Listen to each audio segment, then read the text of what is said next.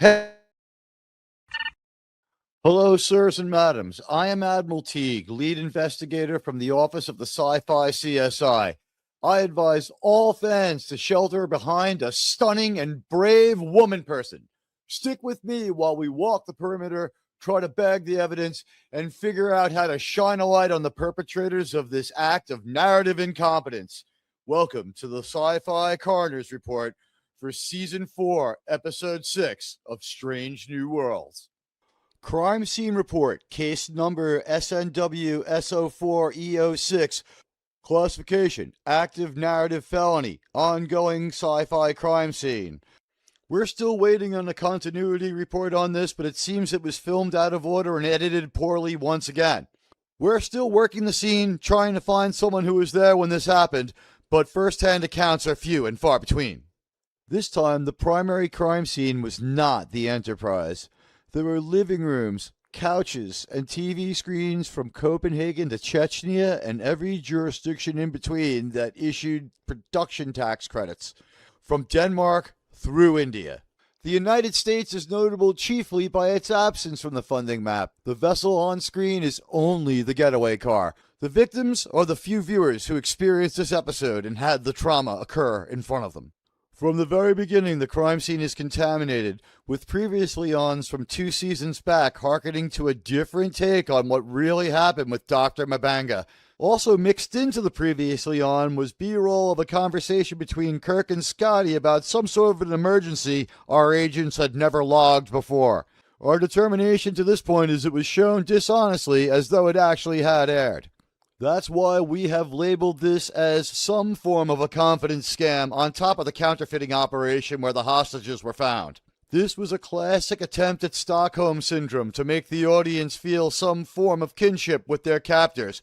This almost completely failed because the few witnesses felt pandered to, insulted, and had no desire to cooperate with their captors. After our contaminated previously on, we proceeded to the sickbay Civil War. Mabanga preps for the arrival of Dr. Boyce, the guy they reassigned so Mabanga could take over. He and Chapel burn the clock, calling each other flakes. Then we join Pike in the senior staff, where he's promoting a female officer who's wearing modern ethnic jewelry. As a thanks to her captain, she immediately corrects his homework and sets him straight about a few things he's been doing wrong. It's typical of the lack of respect shown to Captain Pike and all male crew members of every Federation ship at these sci-fi crime scenes. At this point, the ship yaws, alarms hit, and Pike does the NuTrek handoff. He steps away from his command and puts Lieutenant Ortegas in charge.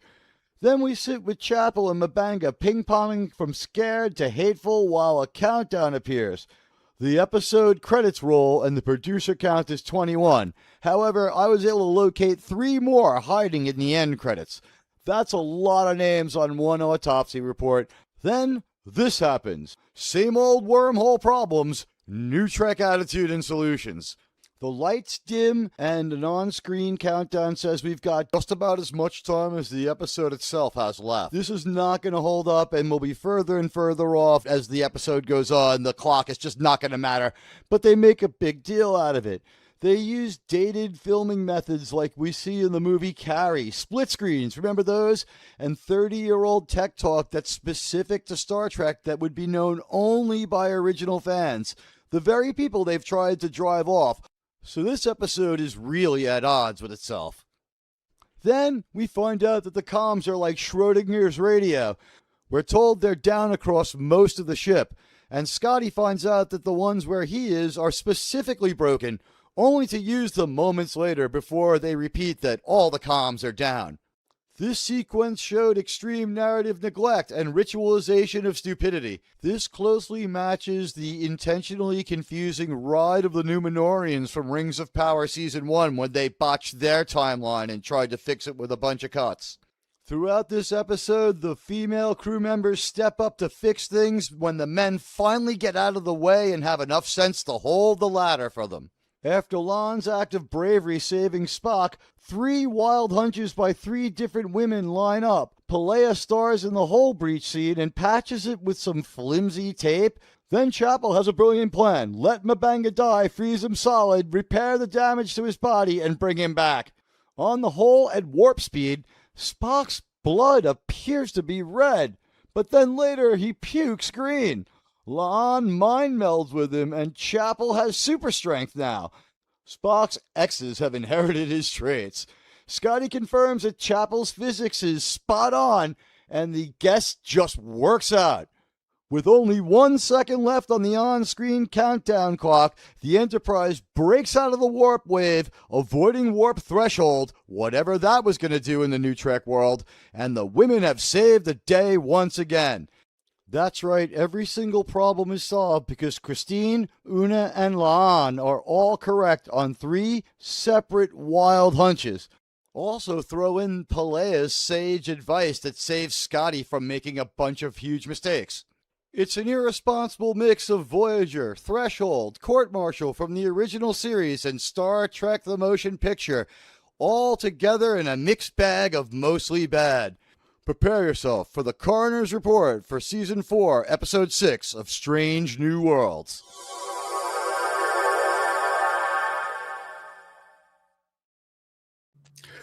Good evening and afternoon, wherever you are in the world, sirs and madams. All I know is wherever you could be right now, it would be night if Alex Kurtzman had a say in it. It would always be night. It would be night continuously everywhere around the world, and there would be no light side of the moon. Alex Kurtzman thinks that the deep cut record is called Light Side of the Moon. Okay, the guy is dark, and this is another dark, dismal, dreary, dreadful slap in the face to Star Trek fans. There's a lot of crazy shit going on here. It's going to be kind of hilarious to talk about it. So hang on, pour yourself a drink, let us do the work. The crime scene photographs are graphic, but the SciFi CSIs have done their work and called to the crime scene first today, I believe, was again JT, the junior member of the team. He covers the night watch, and these bodies keep getting ritualistically dumped at 3 a.m. on Paramount Plus. It's sick that way, but this time we had a different kind of crime, guys. This was more of a sci-fi hostage situation where a bunch of sci-fi gangsters went over and took over other sci-fi gangsters' counterfeiting operation. It was like he occupied his own fake Star Trek operation. It was the dumbest thing I think I've ever seen from them. And tonight's question that we asked you, and you guys have a while to consider it, is this the stupidest, worst episode to ever be called Star Trek of anything ever? And I mean, I'm thinking right now, all those times that we just shipped Gul Dukat and Kira and now seem like Shakespearean, almost just the gravitas of Kai Wynn, things like that. 7 of 9's enormous scientific dignity, the duality of man that is Tuvix. I mean, this is crazy stuff, how bad this Star Trek is. We can make this week they knew their level. This episode seemed to be a mashup of mostly Threshold. It was mostly Threshold as the causality. And then they window dressed it with the motion picture and a little bit of other stuff here and there. But mostly it was the motion picture Wormhole. They're trapped in that for most of this episode. And they mess around with time. Something that these people keep doing that they should never do. They always fail. They fail whenever they give themselves an amount of things to do. But I want to say hi to all of you. But first, let me say hi to my crew. Hello to Sean, JT, and Jerm. What's going on, Sean? Oh, not much, man. This wasn't the stupidest, but it was just horrible to watch. 20 minutes longer than it needed to be. Long, grueling scenes of people crawling along the hull that went on 3 times longer than it should have. And you're right. The hero, the Shiro to the rescue. Every time. Magic MacGuffin particles that not only repair the ship, but heal bodies. Only because they can. They do it because they don't not do it. It was crazy. Yeah, it was. I apologize to anyone who thought that was a long intro, but do you have any idea how much dense garbage was packed into this? This was the longest, densest story to still be slow and bloated. It really was. It was something else. When it first started, I'm like, maybe this is going to be okay. and that lasted for about 30 seconds. Yeah. Maybe Oh, a that's minute. longer than I got through it. JT, how are you? I really wanted to be super angry about this thing, like I was with the puppets. I really just broke us for a while. I really just couldn't find and summon that anger until I tried to watch other people's reviews to see what they were thinking. And the level of just no standards, no bar at all. You don't have your pulse on anything if you thought this was a great episode or even a good episode or competent in any way. I heard people saying that this was an episode full of competency prawn. Well, obviously they didn't watch the C story where Scotty has to get help from an old lady to do his job, even though he's a lieutenant already, been in Starfleet for years. Had like his 50th, scare at death here. And yeah, so I'm not sure how competent that was, but, I think what I got most upset about was I still think that these, we'll just call them shills. Some of them are shills. Some of them are just nincompoops online that get a lot of views, and they're not doing their fans a service with an honest review of actual I suspect those media. views these days. I'm starting to suspect those views, and I think that the fuel behind them and the person who's been maybe subsidizing or astroturfing some of those channels might not have the money to do it anymore. I've noticed the views aren't what they used to be for those channels. Sure. And ours are up. So, you know what? The worm has turned. And you know what? Speaking of which, worms, germs, they rhyme. Germ, sir, how did you enjoy this fine exhibition of art? I'll give him credit. It's not as bad as the puppets. That's about all. Nothing was going to be. Which was the worst episode ever. Yeah, I don't think they'll ever get as bad as the puppets, but this got damn close. You know what? That was the stupidest one ever, but this one might have been worse. I think if anyone who voted that this one was the worst is justified, like these are two highly defensible hills. There might not be a wrong answer, except the people who are saying it's good. Jesse Gender, you know what? Said that this was a good episode.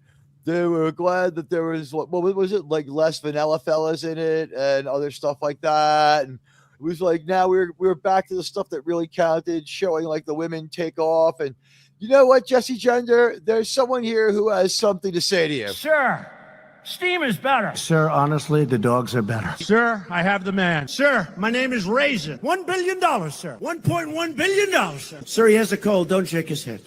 Sir. All right.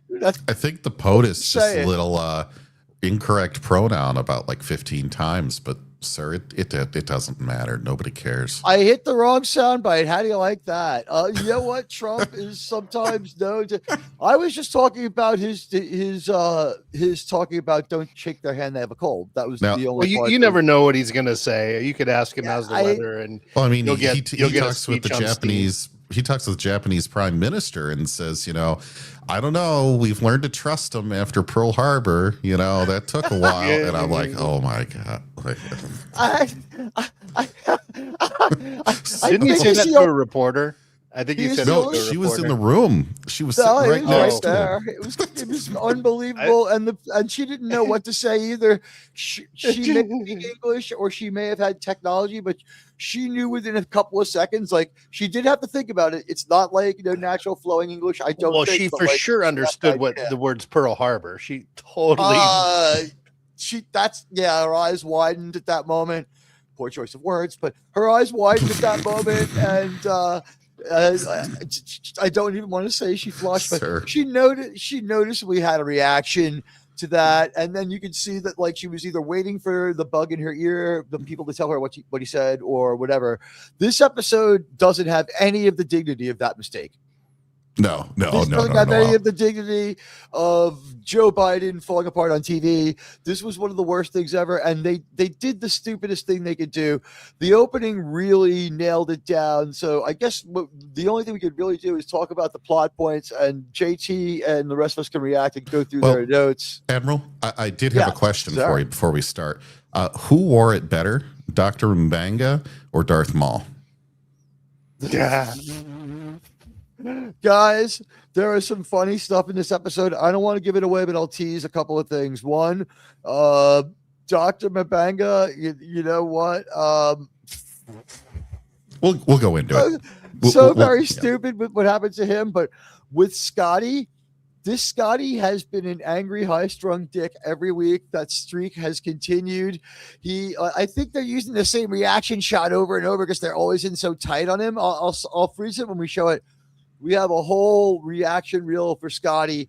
He's just a wreck. I couldn't stand this Scotty, but in this episode, what happens is there's something he specifically can't do. They say it. Then he goes ahead and does it.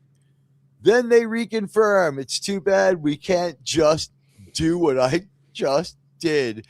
It was what during the sickbay conversation that he has, where he's not in sickbay. Which one? No, not Mbanga, Scotty. When they're like, all right, I'll just give it away. Guys, at one point, they're like, the comms are down all over the ship, and Scotty is with one of the communications officers, and he's like, it's too bad we can't get in touch with so-and-so. And she's like, the comms down all over the ship.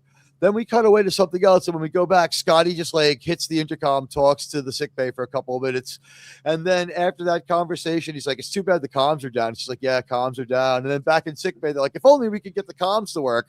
It was inconsistent. The one of the charges that is being considered by the Office of the Sci-Fi Attorney General is continuity abuse. There was a quick question? assault and battery of the continuity. Go ahead, did you guys feel like I did that Chapel was an insufferable twat this episode? I thought that she couldn't be bothered That's to have just an the American character. accent. Do you mean compared to the rest of the time? Yeah, this was Even more so. Even she's a more so twat. because she violates her Hippocratic oath and disobeys direct orders from two of her superiors. Yep. She should have gone.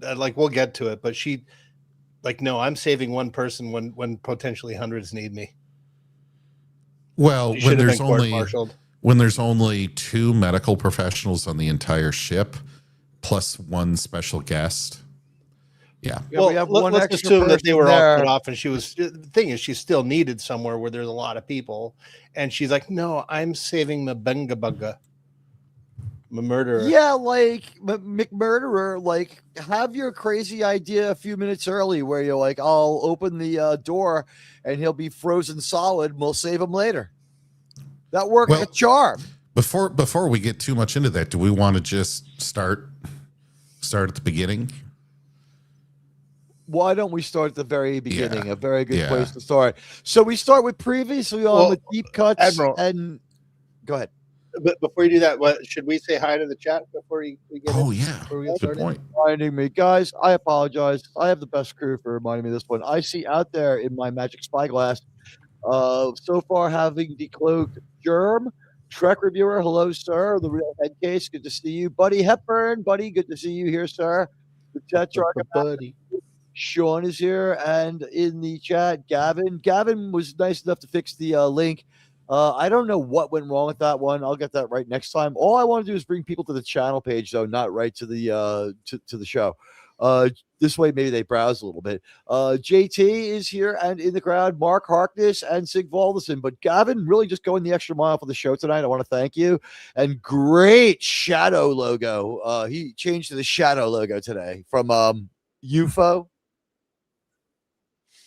God, do we review UFO for old time's sake at one point? Do we do like one episode of UFO just to shake it up? Oh, like, we should. We've gone too many episodes of Star Trek in a row, perhaps we do UFO. And we'll do haven't seen the last 2 episodes of it.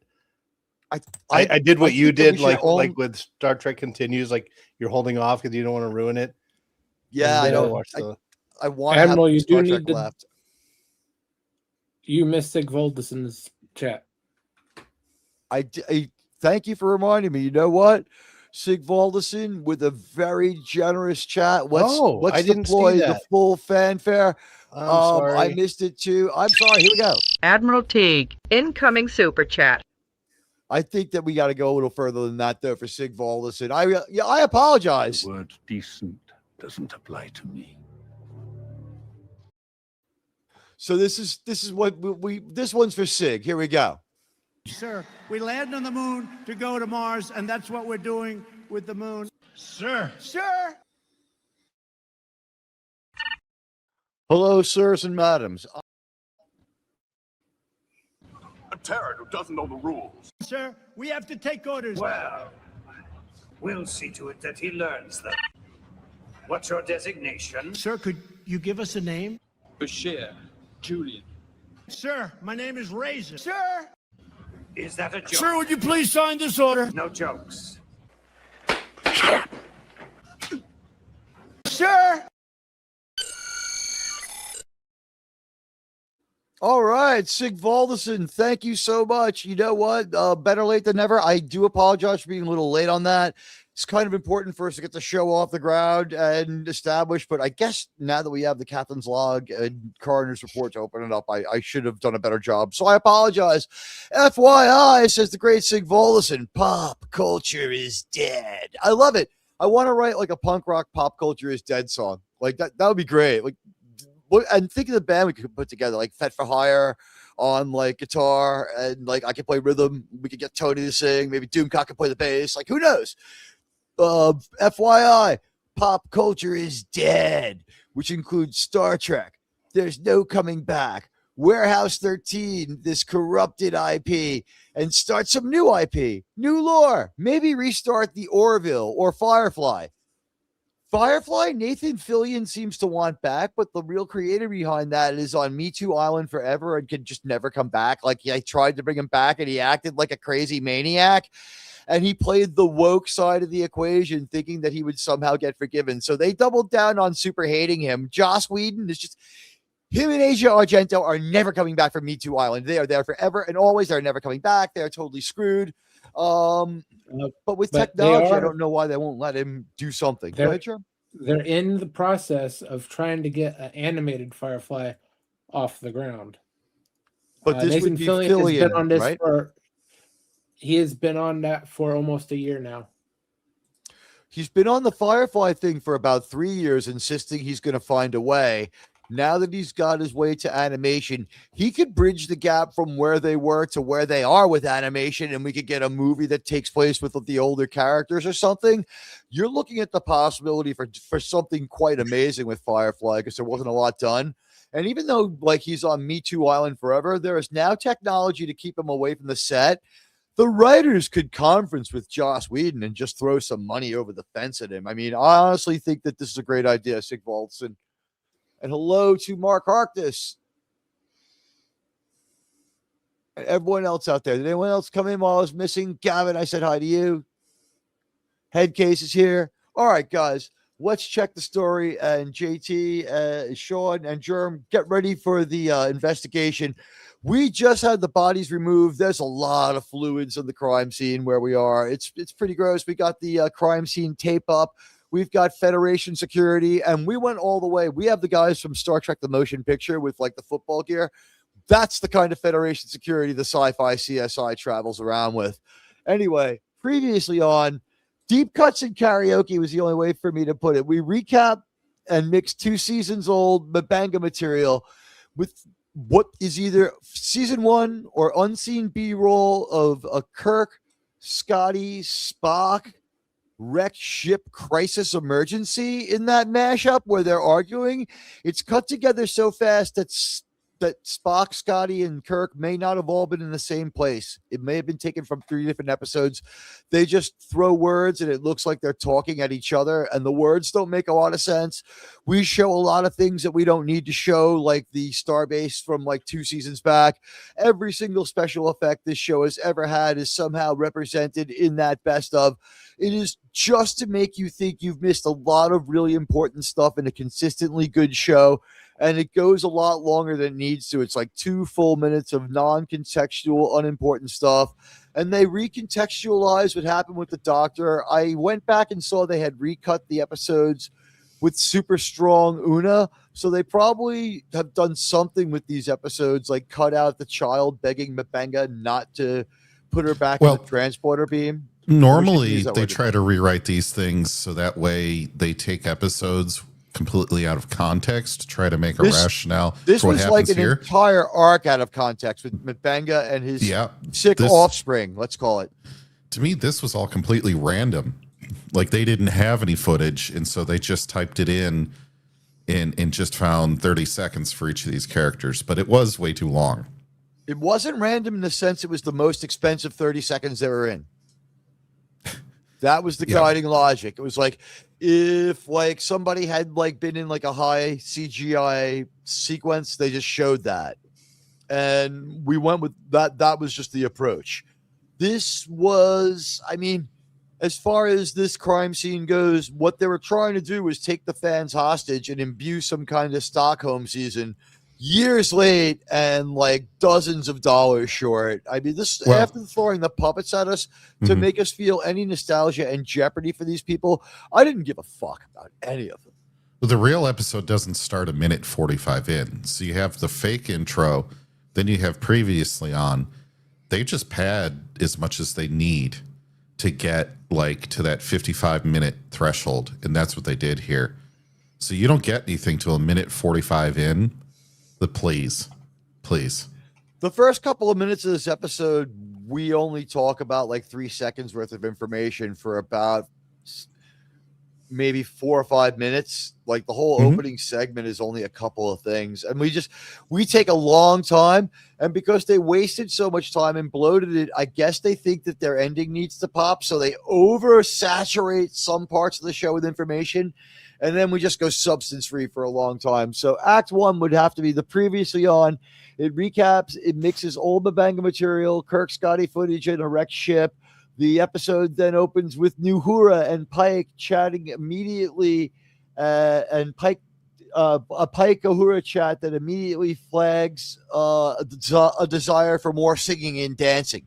You can tell that like Kurtzman is writing this with like, damn, how can I work singing and dancing into this? So like they're literally dancing around the idea that maybe we can sing and dance this week, and we're talking about like listening to music and going to the bar. The only thing these people are interested in: singing, dancing, and drinking. Oh yeah. Well, it starts. This is like an all expenses paid cruise for a musical theater troupe. Yeah. Well, this opening this week is Nurse Chapel, and she says it's day 5 of the work shift. Now that's not how naval ships work, but okay. Then she says alpha shift ends at 2100 hours. That should be halfway through beta shift, not nearing the end of alpha shift. And so what the hell? And then they're going to leave for the weekend? Who runs the ship on the fracking weekend? You know what? And on Sean, that you're note, muted, sir. On that note, while Sean unmutes, I'll just say heartfelt salute from everyone here, and gratitude to the sailors and airmen and everyone else, the Marines on the USS Abraham Lincoln, out there a really long time. Let's just leave it like that. And for these people to talk about their cushy lives and their 5-day weeks and their like 6-hour shifts, fuck them all and their pretense of a military life. So you know what? We dedicate this one to you.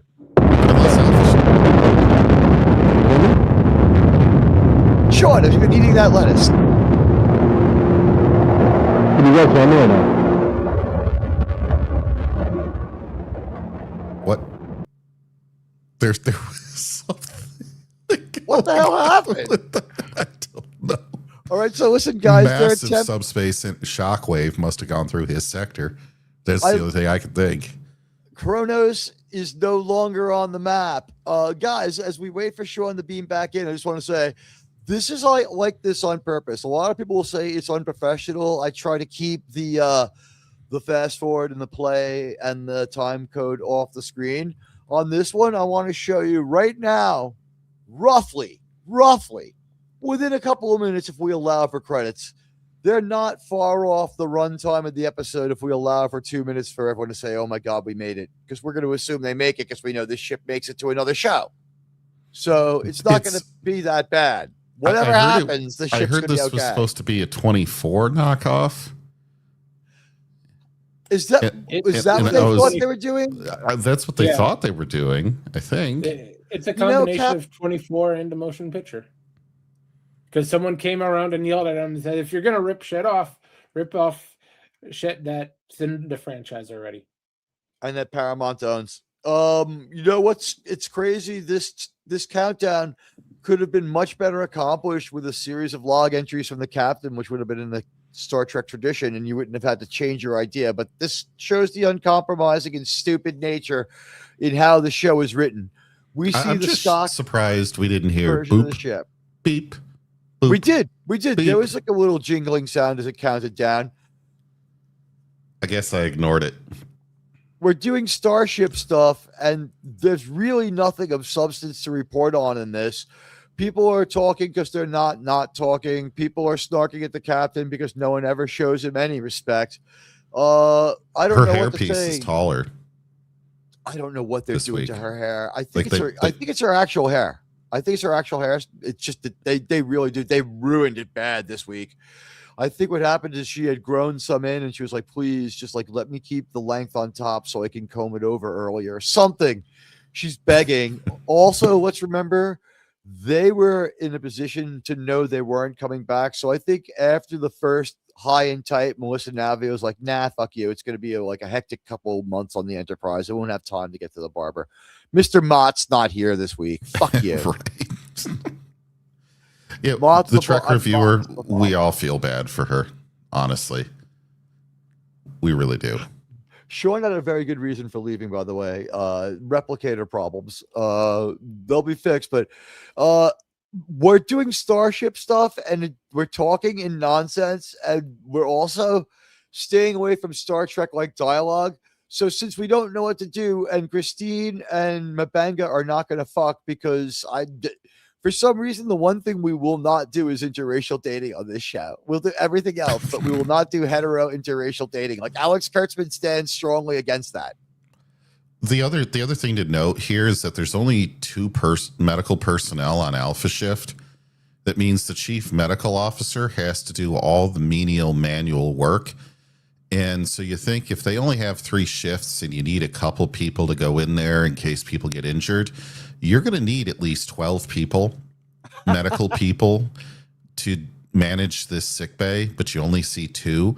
So Dr. Mbenga is doing things that like a lab technician or an orderly or maybe like an LN even would do. But instead, no, the chief medical officer is cleaning up the lab. And it's just strange and stupid. But this scene right here, folks, I just started writing down minute blocks. There's a good 3 minutes of meaningless prattle. And that's all you could probably describe it as, right, Admiral? I mean, they talk about They're fuck all. having a strident and terse conversation because they're not being nice to each other. We don't know why.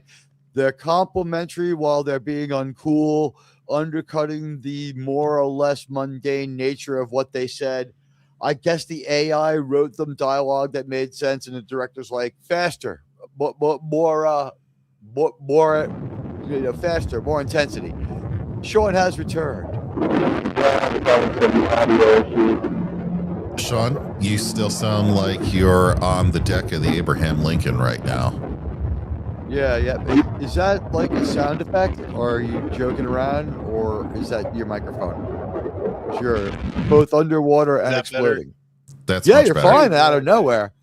You were like you had like eaten that bad lettuce. It sounded like someone had thrown a microphone down your stomach after you ate that bad lettuce. Remember that gear we had to track gaseous anomalies? It came in very handy. All right, listen. We're still early. I was actually what I was trying to do, because Buddy Hepburn was in the chat. I was making a special sound for him, and it screwed me up. What sound are we trying to make? Here, I'll play it. Is he back? He's there? Yeah. Buddy, sir, I think. Just chatted in the last minute. Okay, yeah. So here's the new intro for when Buddy Hepburn comes in. My buddy, my buddy, my buddy, my buddy, my buddy and me. You guys Perfect remember length. Yes, I do. I was I in do high not. school, so the thing creeped me out. It was the inspiration for Chucky. Yeah. It was, It was a a doll for doll that boys. looked a lot like Chucky, and it Yeah, was for that's- your only child's son who had no friends. I think that's maybe a generation before you and me, JT. Yeah, it's Okay. 80s. Okay. Yeah, I was in high school, but Sean was probably target age. Sean would be about 8 or 9 when my buddy came out. No, I was a little too old for my buddy. I think it was maybe game for like your only child, 5-year-old. It's like, you'll have a sister one day. Just play with this toy and don't kill it. So Sig Mollison remembers my buddy. we've probably had more meaningful conversation in the 3 minutes that we started talking about this whole scene in here, because this was completely insufferable, folks. We exchange edge talk compliments, and then it turns edge talk nasty, and it doesn't make any sense why. The It first doesn't make of any sense why. many long and droning conversations between these two. Oh And they my can't God. write Do we women. hear them talk about their fucking feelings this episode over Yes. and over and over? With the ticking This clock. is their visualization of the inside of the engine room. It is loosely based on the TOS engine room. And I don't like this fucking show at all. And I'm not going to say this is a win. However, if this was another sci-fi franchise, maybe. I like the Metropolis inspiration they had. I mean, it was because they had neon lights and minimalism, which is what inspired original Star Trek. These assholes have it for the wrong reason. They like stole their own money and then had to produce a show, we think, allegedly. But this is their visualization of the engine room. It was one of the more high effects, high value shots. It's and better Scotty's than gosping 2009. like a bitch. You know, out of all the things Yes, on the ship it's a that they better screw up engine and do room than the wrong, 2009 one. I think that the engine room might be the closest Kurtzman has gotten yet to something mechanical. The transporter room, I think, qualifies. With the Transporter room's almost a good 1-for-1 though. Yeah, like, so he didn't invent that; they just copied that. Like, I'm thinking strictly of things that they invented a new look This is for and have copied. it This maybe is make copied. sense. It was The engine what was it room copied had from? that. This is the engine room. The engine room had those struts. They were just solid, right? They weren't. I don't think they're Jeffries tubes, but we had them. And then we also had that. these are rounded like area in fuel the pods or back. deuterium Yeah. pods or something like I that. think we're looking back from the perspective that Ben Finney came walking out from. And by the way, that episode's mixed in just a little bit too. We throw Yeah. in the ion member pod berry. from Court Martial. It wasn't an Easter egg. It was a member berry. They didn't It use was a the member ion berry. pod right. Just like the It Jeffries wasn't an tube. Easter egg. It was a member berry. It The wasn't an camera Easter egg. angle and the look of the Jeffries tube was an absolute member berry.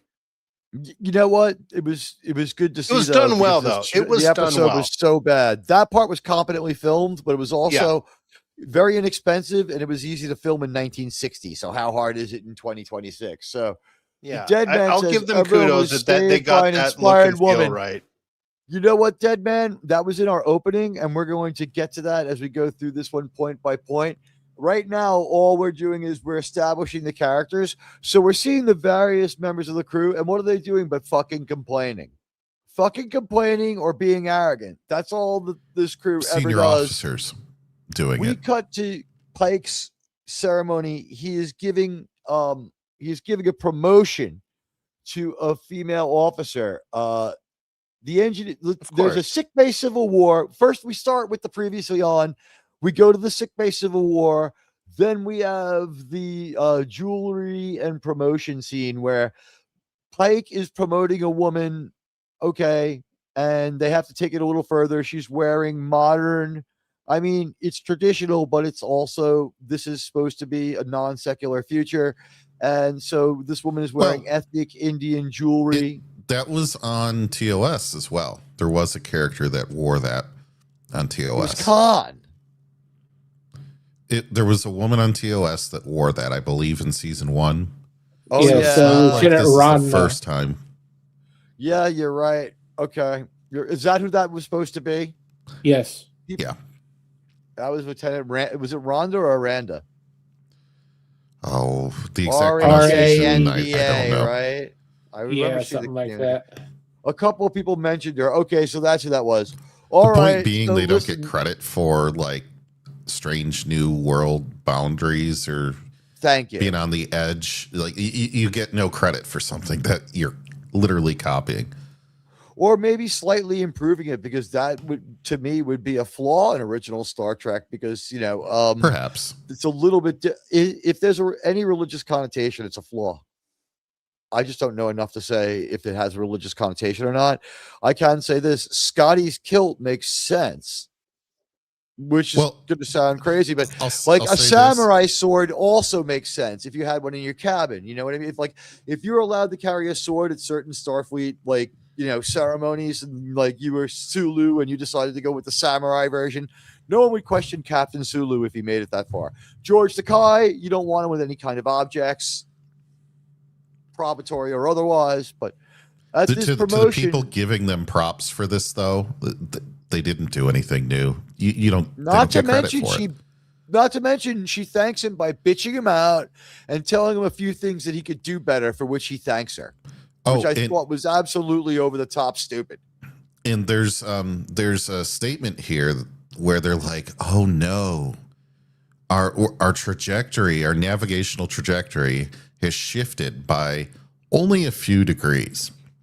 Well, if you're traveling at warp they make a speed, statement. After which they make a statement that is so poorly written that it sounds like they're saying they haven't left where they're going to yet, to go where they're going to yet, that they're not underway yet. The next statement implies they're not underway, followed by a statement that assures you that they are. So instead of just changing the other dialogue, they added more, or they had Well, no he idea ordered what them they to were go to doing. warp 4. He's like, go to warp 4. Let's get there. Right, but the thing is that they didn't there was the implication that they were like docked and stationary. You know what I mean? That's the way it comes across. but they were also underway because their trajectory has shifted only a few degrees. Well, if you're going at any tangible speed, you're going to be, depending on your velocity, millions to billions of kilometers off of your intended target fairly you're quickly. Continuously correcting as you fly through space and are subjected to different things, even in this universe. The other thing is this: the line that confused me, I believe, is Una saying we're off course without even being underway yet. In their throwaway lines, we get that, folks. Like, it might sound like we're nitpicking here, but they're throwaway lines that are so stupid, and no one ever reads through the script for consistency, like not even once. And when they let the AI do it, it's better. Stupid. When they let the AI do it, it's better. This is an older script. They didn't even AI check it. This might be left over from season 1. This might have some Manny Kodo ideas that were perverted and destroyed. And it could be some in ideas Admiral from other people. I have that in my notes. I believe I can prove it later. All right. By the way, this real-time idea would be good if they were competent writers, but they're not. So Pike gets corrected right away and bitched out by his officer. And the next scene we go to is everyone's getting wasted, of course, because everyone's always getting wasted. So what I'm skipping is we went back to the sickbay to argue longer. Yep. Admiral, I have to ask, did the end of the shift counter go down to 0 yet? It did not. Did they have a shift counter, or did they have a ship's inner chronometer counter? That stupid counter that said the end of the shift hasn't gone to 0 yet. Shipboard chronometer. That's our countdown to the end of this episode. And right now we shouldn't be seeing it because the causal event hasn't happened. So we're drinking on duty, and I have to ask, how is this crew not like 500 pounds? And we're counting down pounds? to an event that hasn't happened yet. How is anybody? I guess they go to the replicator and they're like, "Give me the supplement to counteract my alcoholism." To which I say, "Would you please just ask it for the cure for the alcoholism so that you can stop all being alcoholics all the time?" This is the most irresponsible. I remember when we used to be able to show Star Trek to children. Remember when Captain Kirk would have a drink? It would be celebratory, or because he was wooing a woman. Like occasions where people have drinks in a normal situation. These people just go to the bar, or he just wanted the fucking brandy. Right? Well, that was give me the brandy. That was altered Kirk, though, right? I mean, altered Kirk is the only Kirk that could fit in this universe. That Kirk would not. That Kirk would fly under the radar, enemy within Kirk in this universe. In this universe, they go and they just suck down booze. And you're right, they should all be fat as hell. All they ever do is drink. I don't know what to tell you about this one. Nightclub in Space. It was 24, yet just another gimmick. Yeah, here's the thing. They have no reason to be counting down yet. They're counting down to a 0 that happens when the event that's a disaster happens. The events that start locking them into the problems are yet off in the future. The countdown is showing up irrelevantly because the show is so listless and lost, and Alex Kurtzman is so incompetent. Oh, yeah. Yep. So it's as like we said, that this plot was written at that bar with real drinks. I think probably yes. I don't know. I wasn't there. So after the promotion, finally, that's when events finally get underway.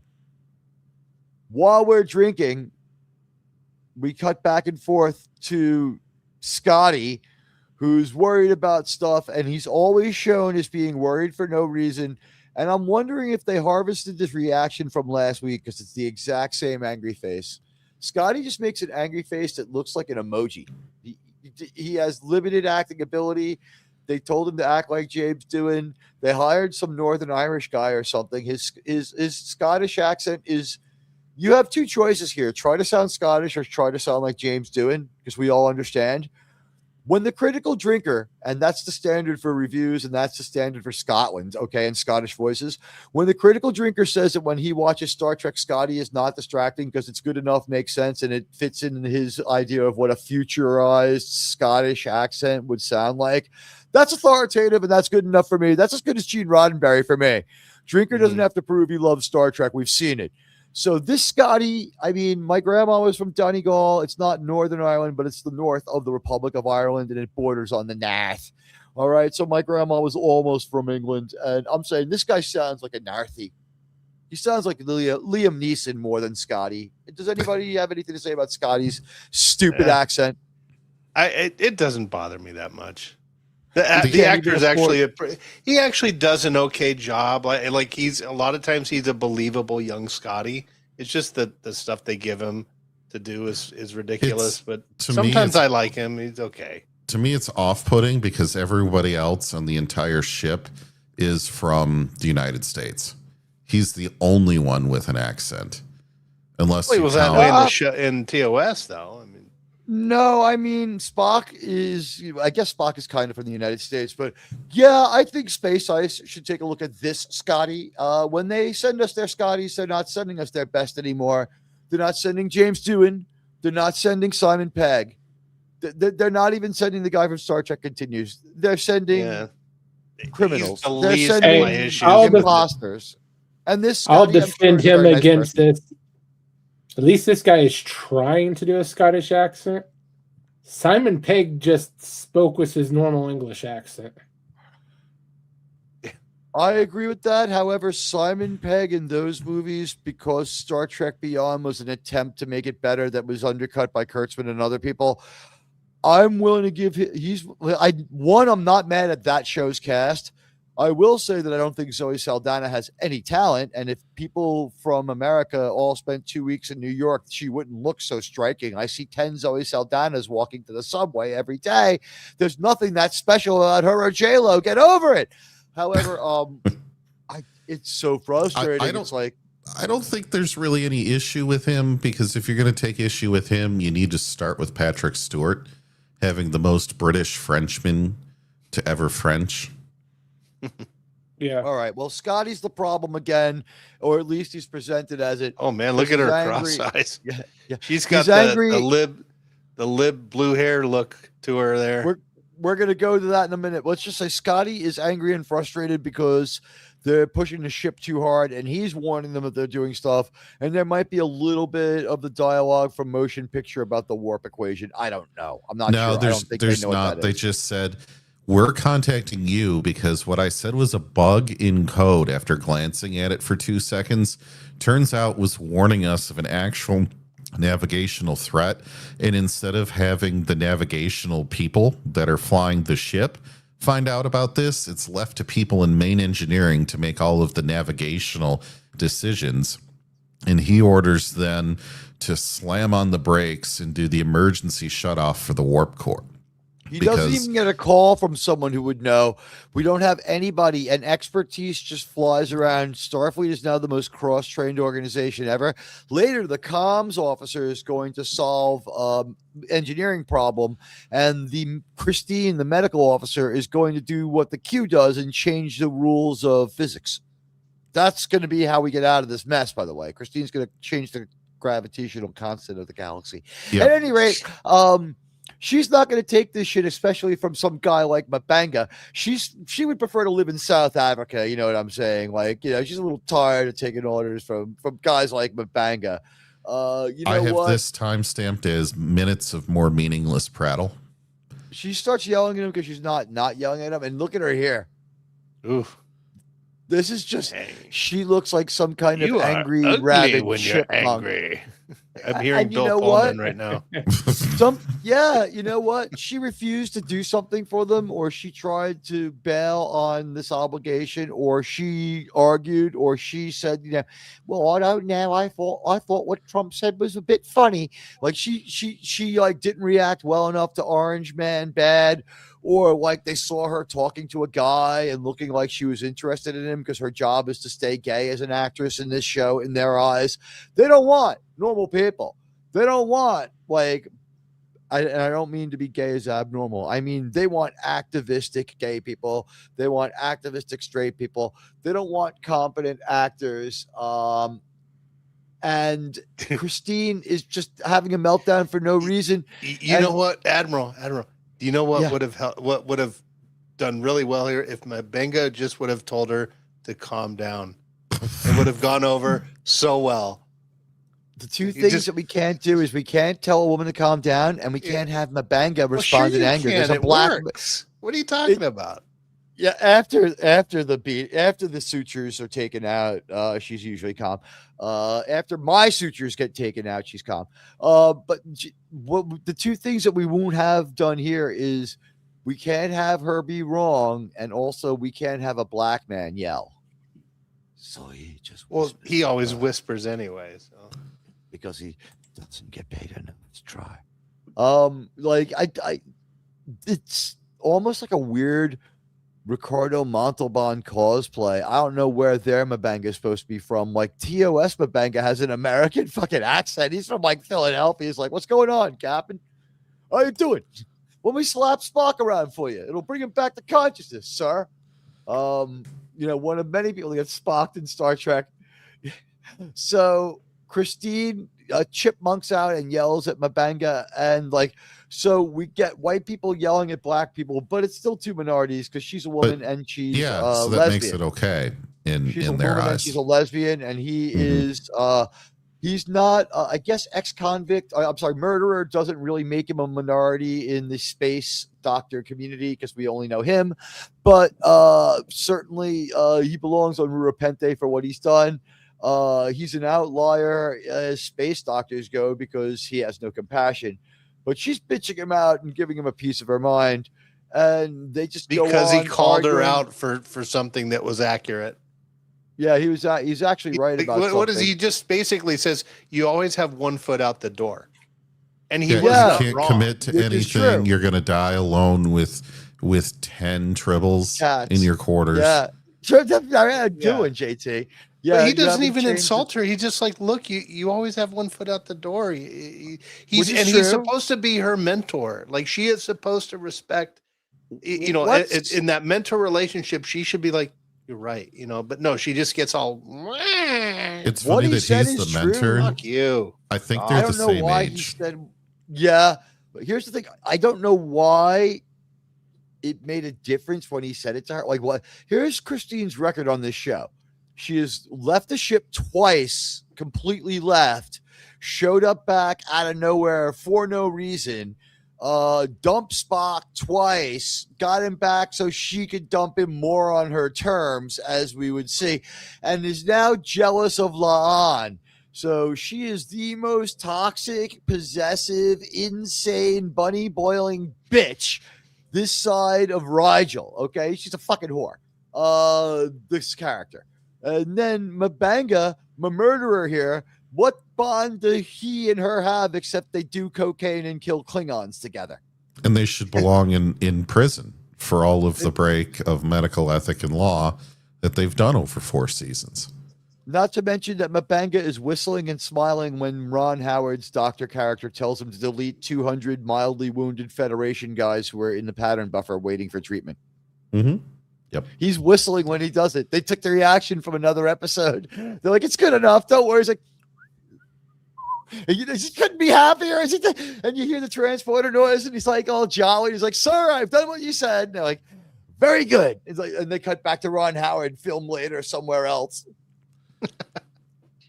All right, Mabanga, enough of your gold bricking. So, because Scotty stops the ship, they start doing all this bullshit all over the ship, because apparently when you take yourself out of warp in an emergency type way, it just messes up parts of the ship, and people start sliding all over this ship. They are sliding all over the bridge without inertial dampeners. Coming out of warp from that speed to a relative stop, Everybody you'd all would be pasted to the walls. Yep. You know And they're what? sliding You're around scraping in- them off with a squeegee. You notice they're sliding around in 2 dimensions, not 3. And Captain Pike is still standing upright as if nothing is happening, nothing's going wrong, while all these Those other two people in things are- shot are just sliding around. I would call that botched attempts at continuity, because Captain Kirk was usually stronger, and they're like, we can let him stand up while the ship rocks. That doesn't make him have any agency. That's fine. And so that might have been like a throwback to just keep the visual consistent, how Kirk was able Well, to. he does Just end remember- up getting fucked up and out of it for most of the episode. Which I have an issue with, because as captain, he gets medical treatment before his crew. What a fucking piece of shit. If we were the Saving Star Trek, convention, and, if we were at some like meetup in Orlando and we all had our table and something happened and I messed up my hand as little as Pike messed up his, I would just throw some duct tape on that shit and be like, guys, we're here to have a great day, and we'll deal with this tomorrow. It was like, how many people are critical and Pike gets triaged. So that annoyed me. Pike has They treated him on the bridge, though, didn't they? Like, they must have just used whatever med kits They had on someone the bridge. stop what they were doing and go to the bridge to treat him. Yes, it's not like did? I don't think that They had someone on the bridge. Because remember, everyone's pretty much stuck where they are. We have to have everyone do different things. Yeah, in Academy, we had the doctor as the tactical officer, which is ridiculous. Yeah, they just gave him an arm thing, and okay, you're good to go. He got over it. I don't think there was a bad thing there. They just patched him up. You know what? Captain Kirk just bled. That's why I didn't like it. Captain Kirk would just sit there bleeding. Honestly, he had like with the little Archer. blood in the corner of his lip. Archer liked to get punched in the orbital bone Archer and got bleed. He was looking for He it. loved getting bloody lips. He was like, this is the first impression these aliens are getting of humans. Let's make them scared. So the ship goes plaid. He got bloody lips Kurtzman during must have loved Paul's this. Ponfar. It looks like shit when you slow it down. And isolated. This was one of their best special effects shot, and look how low res it is. This is from 1990. This could have been done in a later season of Babylon 5. This is on the level of Babylon 5 Crusade. What do you think, Jeremy? You watched that show? I do believe they stole this from one of the later movies of Babylon 5. Yeah. This is a hyperspace. This is a entering hyperspace jump. They just altered it, the texture a bit. Was that the Babylon 5 movie with the experimental ship where they had the woman from The Closer was the pilot and controlled it by kinetic energy? She jumped into like a gravity-free area and did like jujitsu, and that's how the ship fought back.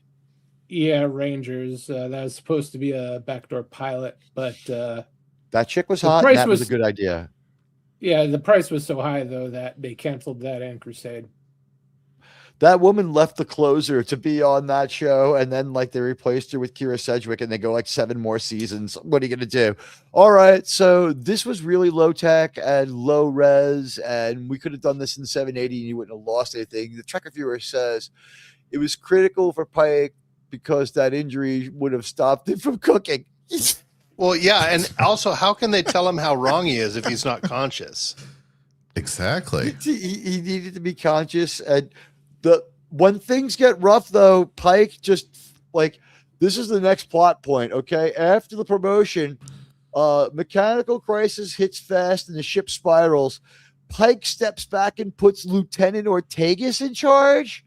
Now, this is Lieutenant J.G. Ortegas, not Commander Ortegas, like Lieutenant Commander Una, who sometimes gets called Lieutenant still. Well, it makes sense. She was the most senior on the bridge at the time because Una's down. Everyone else was getting drunk. Forward. Spock was off the bridge. Uhura's barely out of the academy. Kirk doesn't see the chair. Kirk doesn't seat the chair. Kirk does not seat the chair.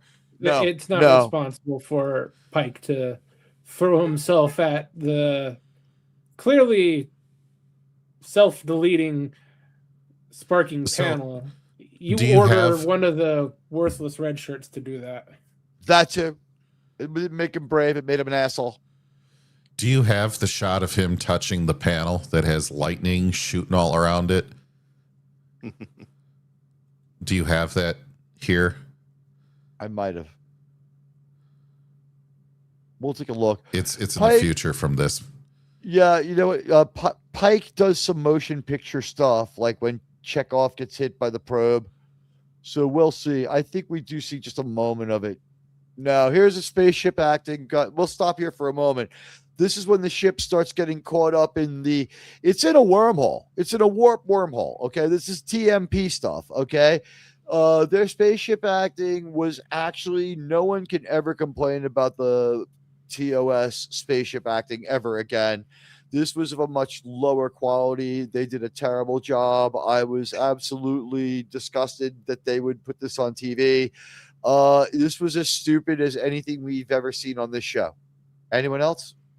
It reminded me of Jim Belushi. Everybody is sliding around like this in Pike. If you pan to the left, and I think they do in this 3 seconds, Pike's just standing up on his 2 feet, but the rest of the crew is sliding because the ship is so jacked up. And we don't see their faces, so it's stuntmen. That's why Pike is standing and not really moving. Sean, I don't know if I understood that reference. The Jim Belushi, hard to starboard, hard to port. Is it Jim or John? John. Oh, was it? Yeah, it was John on Belushi SNL. SNL. Yeah. Okay, yeah. Jim sorry, Belushi John Belushi. My bad. Jim Belushi was in my opinion, and in my little sect of my own religion, was an emissary of Satan, signaling the end times. When, according to Jim, made it past 10 seasons, I knew that humanity was fucked. Stupidest fucking show ever made. Courtney Thorne Smith was so thin that by the final season, when she drank a glass of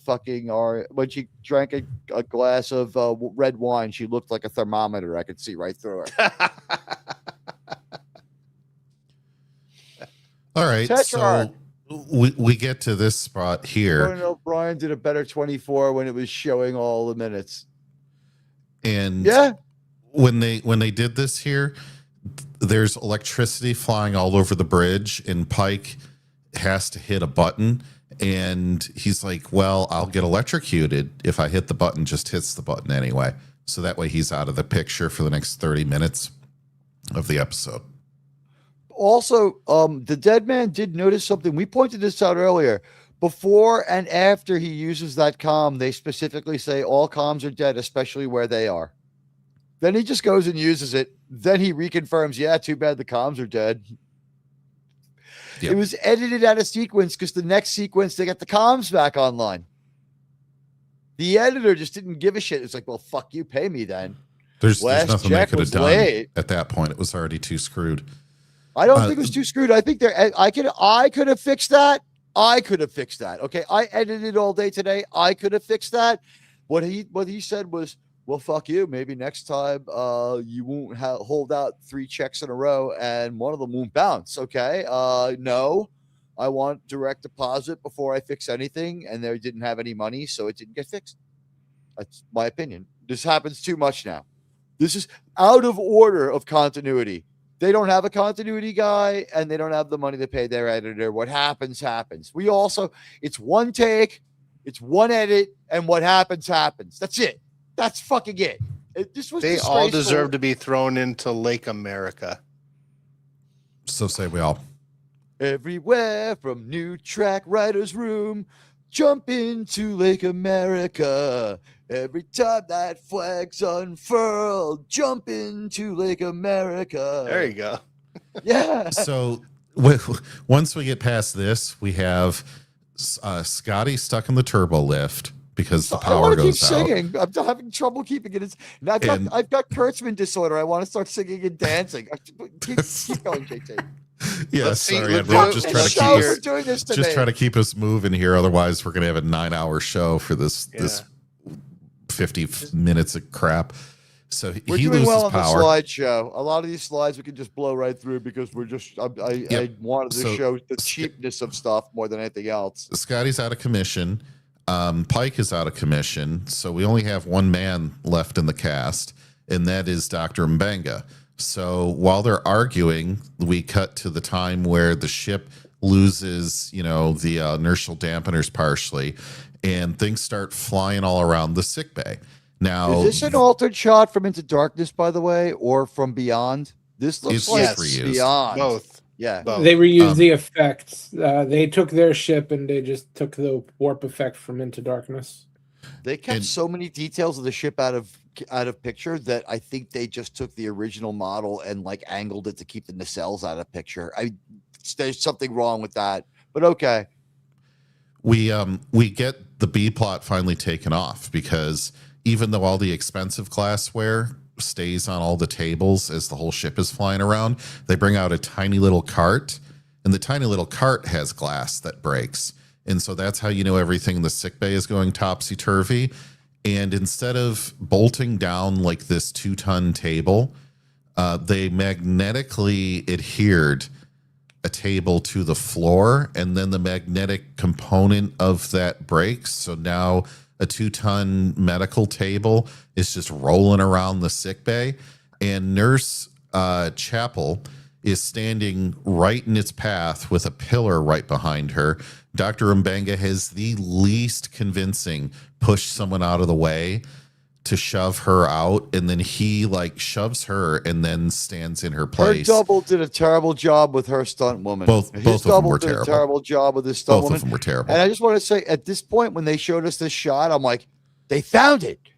They finally did their crossover, and they did what I thought. It's the bottom half of Darth Maul, just the dangly bits, and it's going to go around doing what the dangly bits will do with a droid head. They finally crossed over. It's the bottom half of Maul.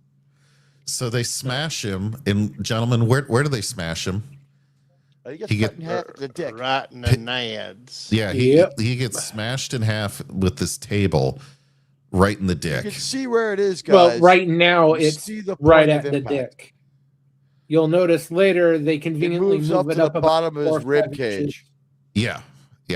Yeah, so that his puppet or whatever, like they don't make a puppet, they just cut like a semicircle on a table and push it against the wall. And McMurderer stands there the whole time just talking shit. And they just keep on fighting, by the way. She's not a lot nicer to him. And like she's going to will him to live, and like everything about him, and this is where we go to commercial. In this one, this is where we go. There are commercial breaks built into this, and this is where we go to credits. I just thought we would linger here. Person of interest, Alex Kurtzman, should not be approached. He is highly dangerous to narrative cohesion and is wanted in the death of more than 40 Star Trek stories. Some of his more egregious ones include the last 3 episodes of this show and Section 31. Every episode of Starfleet Academy, and Cowboys and Aliens. Anyone want to add anything in there? Don't lump Cowboys and Aliens with this slop. He wrote it. Yeah, I Somebody know, okay and can it's say that's horrible, Harrison. but compared to this, it's freaking Oscar worthy. Guys, we have to explain something to like some people who will watch later. I think that most of our audience gets this. There was a filmmaking style that was only briefly in vogue. Brian De Palma uses it in Carrie. Carrie comes out the same year as Star Wars, so 77. The problem is this. It was overused between about 1968 and about 1977, 78. It didn't work. No one liked it. It was overused. People just said, we'll tell them what's cool. And they just made it more and more intense. Sometimes we got 3 windows like Star Trek did here. And I don't think 24 ever does this. It's very They did it a lot. infrequently. They did it. They? Mhm. It worked in 24. It didn't work in this. You can see right Well- now, Admiral doesn't like 24. Okay, I'm It's not a gonna complete lie. rip off of 24. It's such a blatant. This I don't like Keith or Sutherland. I think he's a boring actor. He's cool. He's a nice enough guy, but I think his acting sucks. I think he's a pale imitation of his father. I've never enjoyed his shows. And if you like him, I'm sorry. I apologize. I thought 24 was like season 7 of this guy not getting any sleep and shooting heroin. It's like, I guess we had to put a new twist on it. this He's this only whole in half thing the seasons. this whole thing was done That's true. coming right back from break, though, so that way they could launch the feminism part of this, because you got Scotty out of the way and Bang out of the way and Pike out of the way. Spock is already bent over, so there's no more men in charge. So this is the women doing everything, so they want you to know that all the women are in charge, because they don't want the men to fix any problems on this show. Every problem, whether it's through muscle or mental acuity, must be done by the females on the show. Now here's that's how a they Kurtzman trope. compromise. Here's how they split hairs. Kurtzman has grown. He's grown. He's gotten slightly less horrible at his craft. He's able to fool some guys who are regularly cucked by their fat psychopathic wives who regularly thrash them with inches of their lives, and they think this is good, because what happens is, even though Spock has no agency, is a fucking moron and can't get it done, he's brave. He has to be saved by Connie, who's smarter and tougher, but he's at least brave. He shows some admirable male qualities. He fails miserably. Scotty does have a couple moments where he does make a decision. He pulls the ship out of warp. And After go ahead, Peleia advises him of how to do it the right way, he makes the Rockford turn with the ship. Pulls And the you know the emergency brake only- and spins it around. The only reason Spock was the brave one is because they ran out of women characters. Spock's the brave one because Ethan Peck well, has been they arguing needed with Connie them. to rescue him, though. Yeah, Yeah. yeah. Yeah. That's what I'm saying.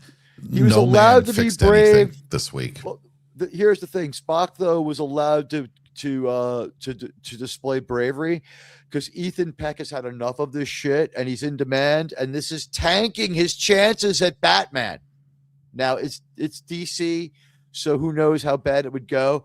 But they like Ethan Peck, and they think that he would be a good Batman. Brandon Sklenner was too deeply involved with the Jason Baldoni, Blake Lively thing, and that still won't go away. There was more stories about it today. It was like 5 years of this shit. It has just tanked one of the better actors to show up in the last 3 or 4 years. Jerm, you watched a lot of 1923. Did Brandon Sklenner deserve to have his career just destroyed by that scandal? She's a bitch for that. Yeah, he deserved better, but I think he's better off not being in the DCU Batman because they're going brave and the bold with that. And that's never really a good choice. Look, it's not his fault that it's the wrong creator. I'm just saying it hurt his career. And I don't like the way that what they've done with Batman. However, by the time Ethan Peck gets there, it won't be James Gunn.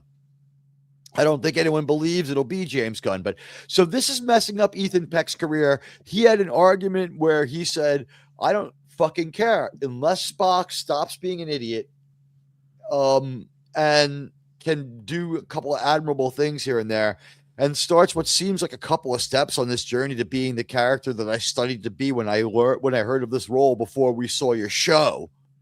This must have been horrifying for these people who signed contracts at the same time as the Discovery people to know that this was a countdown to them being thrown into this mess, watching Discovery get worse and worse every week. Can you imagine?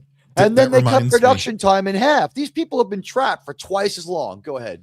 That reminds me of a funny ass line they put in this scene. You have Nurse Ortega Taco Shell, Lieutenant Ortega Taco Shell say Nosebleed City. And I'm like, yeah, just like your attendance to the people watching this show on Paramount, it's the fucking cheap seats watching this fucking thing. I had a hard time using the word interesting and Alex Kurtzman in the same tile, but the person of interest in the death of Star Trek is Alex Kurtzman. The subject is a threat to narrative cohesion. Do not approach. Do not contact him. Ignore him. Beware Alex Kurtzman. Shun him. I mean, just the way this man has ruined Star Trek, and he is just waiting, hoping that the Parasky Corporation runs into more problems. And you know what? He's fired by Parasky, but here's the problem. Oracle furloughed or fired tens of thousands of people worldwide the other day, and it's going on for the next couple of weeks. They're not done yet, and it looks like trying to buy Warner Brothers and being unable to realize any money back from what they did is breaking Parasky Oracle. So this all might be on the market again. No, they still got hundreds and hundreds of billions of dollars. Yeah. Good night, Sigvaldison. Thanks for being here, sir. And thank you for that super chat. Thank you so much, Sigvaldison. We really owe you one. And you know what? Pop culture is indeed dead. So here he is. Do not approach. Alex Kurtzman is a dangerous person of interest to Star Trek. I call him person of disinterest, but what are you going to do?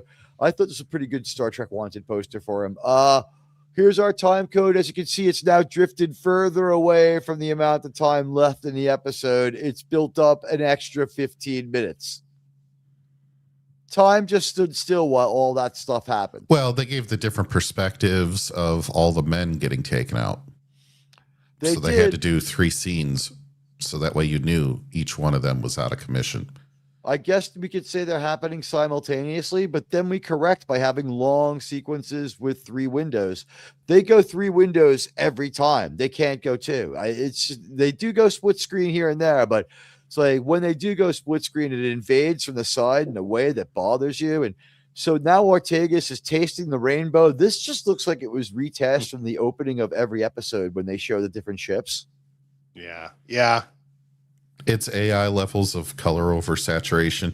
Now, right here, they make a stupid, and some people that don't have the pulse on Star Trek would say that I'm nitpicking here, but Spock says that the wormhole is light years across, and somehow they didn't see it coming. Now, if you're talking the distance of our solar system, like from the sun to Pluto, and then double that for the diameter, you would have to stretch 1,265 sol systems across to get to 1 light year. So that's how massive this thing is, and yet they didn't see it coming. Well, we have to at really this point make a determination.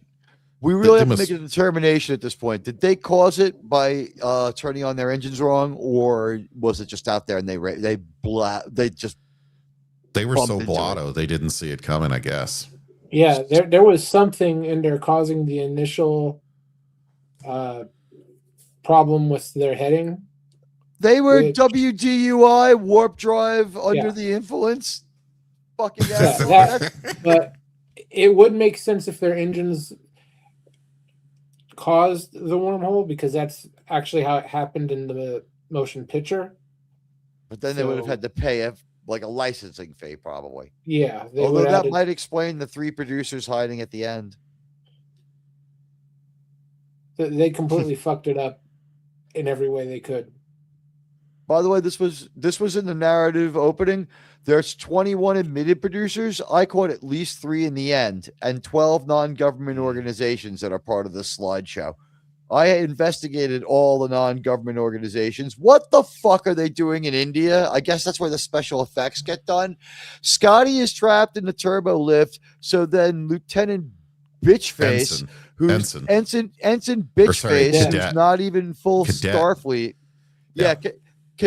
Lieutenant Sergeant Detective Cadet Bitchface here, who is not even a full member of Starfleet.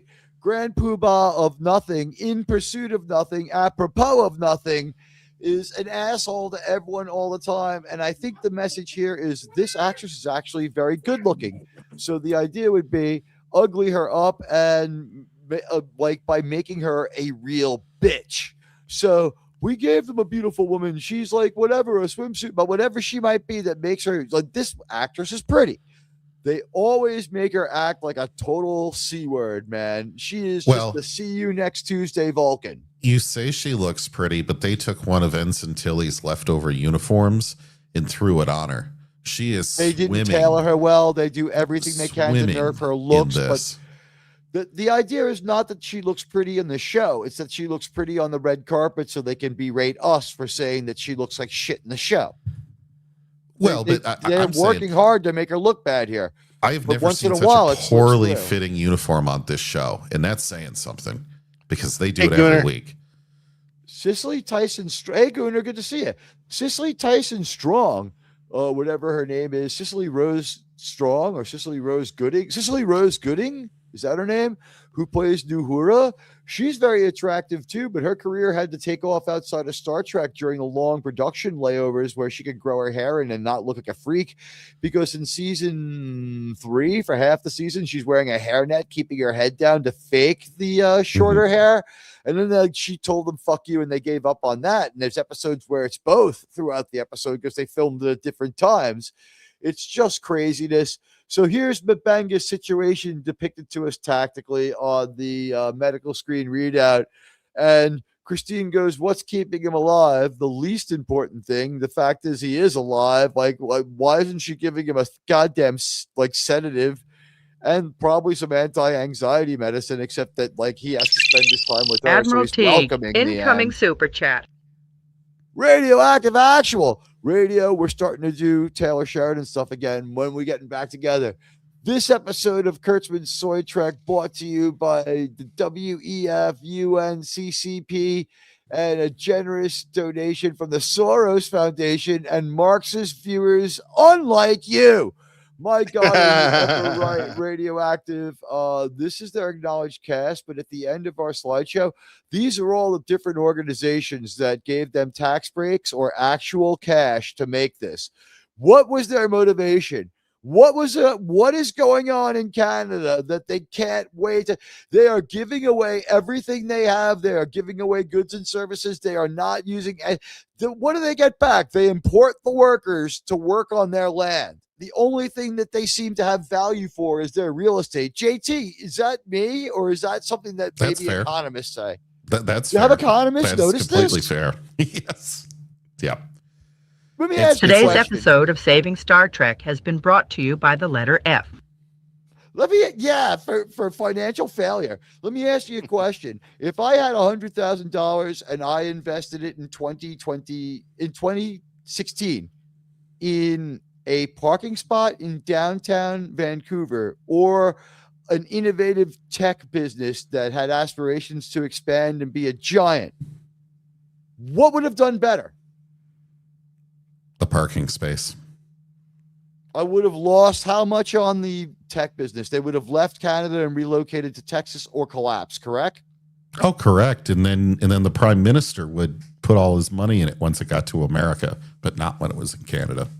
Yep. Guys, look at the Argentinian example. JT has been studying the Canadian economy for a while now. A few Canadians caught his attention with their ways and how they always like running around with their paper cups. It's not their fault. Their government really fucked up. You guys have my empathy up there in Canada. We're thinking about special price for, Canadian viewers so that they can watch the show on YouTube for free. If they have YouTube non-premium, you can still watch the show. There's just ads. We worked that out with YouTube just for Canada. Now, this is probably going to be confusing to most Canadians because the idea commercials, the word commerce is in there. They just call them small show stories. They call them the stories within the story. They don't know actually. They're English only ads, though. That's probably going to be an issue. All right, so we do an imitation of a bunch of different Star Trek tropes we saw before. This is the man who's responsible for this bad Star Trek. And Ortegas is just tasting the rainbow. As I'm going to say right now, really quickly, Alex Kurtzman threw an absolute fit when he was told that he was not going to get to have this on during June. He's like, but we have so many rainbows and Pride Month things. What I loved about that scene where we see him, where his dick is smashed clear through his body. Mbanga asks him, did you take an X-ray? And she's like, no, I didn't do that. Like they would need X-rays in this time. Like, come on, they don't need a fucking X-ray. They don't need X-rays in this time. Oh God. This castration brought to you by our good friend Radioactive. Thank you for sponsoring that, sir. And you know what? We were late on it before, so you guys deserve a little extra media. Let's get some right now. Do you want the Star Wars trilogy and the mythology to go beyond your lifetime? No. 3 will be the last film, and it'll be a 6-part series, and that'll be the end of it. Incorrect. You're not mentoring someone to take over for you? No, it's Automatic defense procedures initiated. There may be other venues for it, but not in the theatrical release. Affirmative. I don't want to have it just sort of turn into Star Trek.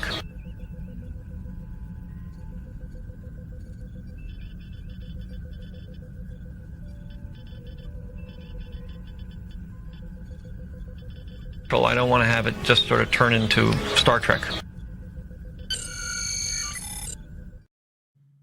You know, while I'm thanking people, I thank Radioactive. I want to thank everyone and all the channel members. Sigvalderson just left. I should have said this while he was still here. But you guys have been doing everything it takes to help this channel break out. The engagement rates have been fantastic. You guys really just have done a wonderful job. And also, you have been supporting us and helping us to move out into the video essays. The newest video essay method's a little different. It is no longer just a mashup of the best of the panel discussion, because that's a little too self-cannibalizing to do soon. I think I'm going to do some more traditional style video essays closer to what DC does or what the Drinker does. My video style is a lot closer to Drinker than DC's, but I want to thank all of you, especially for the wonderful comments that you leave me, even when you just leave me emojis. You guys are doing things that move channels forward and propel them, and I couldn't be more grateful to you. You are the greatest channel members.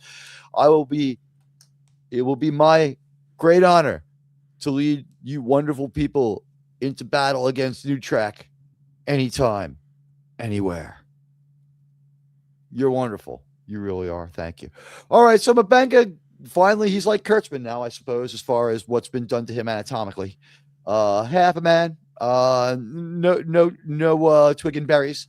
And this is where Scotty is getting bitched out. Scotty is here, but here Scotty is getting bitched out by the one young woman that they allow to look attractive. This chick is pretty hot. She really is pretty hot. It's too bad they have her in a nightshirt that's 3 to 4 sizes larger than she is. Her Spirit Halloween uniform is left over for when Tilly had one. You're right. It's ridiculous. It drapes onto the control panel. All males, form-fitting uniforms showing off their physiques. All women looking like, it's like their aunt's friend is in town and they had. Spock's uniform so tight he's high. Speaking of granny panties, was it Sean that called her granny panties? I think so. Yeah, that's all. I don't know. Yeah, but Ethan Peck has got man breasts. Yeah, He so really tight does. he's Does high he have beaming. man breasts? Then anyway. Although when you see him in a t-shirt, he looks a lot more built than he does in this show. This show is just not good for how you look. They make his things look squishy. Yeah, they don't make him look masculine. Here's the real Ethan Peck, and oh my God, sorry about that, guys. There's the real Ethan Peck, and he's just as terrified as could be, ladies and gentlemen, sirs and madams. And by the way, face model Jess Bush, her thing is she has a beautiful face. She could sell earrings and necklaces and stuff like that, and makeup. She has the worst looking good skin in and this looks episode, rough here. She looks rough. What does she drink on the flight all the way to Vancouver, stumble off and shoot this scene, and then just go pass out in the corner? She's not looking terrible. sharp. This did her no favors. I think that they wanted to just make every woman look as ugly as possible, or they didn't have any money. This entire sequence, everything in sickbay felt handheld filmed. Anybody? Well, Admiral, eventually all that hair dye and makeup and plastic surgery has an effect on people. It looks like she's starting to show effects of it. She looks extremely fake. I don't think she's even that pretty. Look at her semi-functioning brain. All right, I thought this B story was so fucking boring. I just didn't even notice or care. You were able to tell it was the B story? I thought that Una being stronger than a piano was the B story. So Spock is just as terrified as could be, folks. He is absolutely a pussy here. He is terrified. And what happens is the grav plating is malfunctioning. It's crushing things here and there. Fortunately, it only malfunctions where there's inanimate objects that can easily be brought at a breakaway prop store or that a Hollywood studio already has. Yeah. Isn't that fortunate, guys? Can you believe how fortunate we got with that? It is. So, folks, part of the room, as the Admiral was saying, has basically normal gravity, but the other part just starts malfunctioning, and we don't know why. But all of a sudden, an empty bottle of booze starts rattling and cracks and shatters. And we don't know why until they explain it to us. But there's the grand piano that they're reusing from the film noir episode there. Oh, right. And this is impossible. What happens is impossible. All of a sudden, certain keys start falling on the piano, like falling down. Now, if you had a much, much heavier gravitational field, it wouldn't matter because that's not how pianos are built.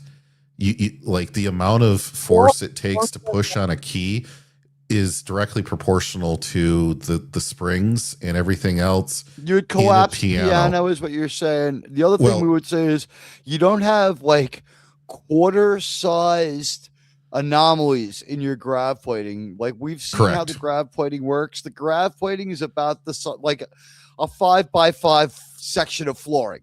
That's your area of grav plating. And we assume that it's so futuristic in most of iterations of Star Trek. Like I assume that the Voyager has those biopack EPS conduits powering each little piece of grav plating, and they had to have malfunctions in a different way on that ship. So, yeah. And so you're not going to have individual keys fall. They would all fall. If any of them would fall, you're more likely to actually crush the key itself before the key is going to fall, with the way that gravity works versus like your manipulation with your hands. So let's face it, if they had special effects money, it would have helicoptered across the room and killed like 5 people, and it would have been awesome because they would have had like green and purple blood. And so like 5 seconds later, apparently the disparity in gravity is so much that this grand piano's legs just snap and shatter into a million splinters, but nobody gets hurt from that, by the way. You notice nobody gets hurt from the glass flying around, but the glass and the wood fly around as if there's normal gravity instead of like 20x gravity. So they did that wrong too. Then the plate I like the doctor's priorities. He allows the other people the human shield behind him so that he'll have casualties to treat. Oh yeah. Yeah. Dr. Boyce gets to the center of the crowd so that no matter where stuff is flying from, he'll be safe. So Dr. Boyce shows up looking nothing like the Dr. Boyce we know. And right here, folks, then the rest of the hull plating or the grav plating starts to malfunction. And instead of writhing in pain or falling over or going on their backs, they hunch down, which is actually a harder position for your body to maintain than just standing on your feet.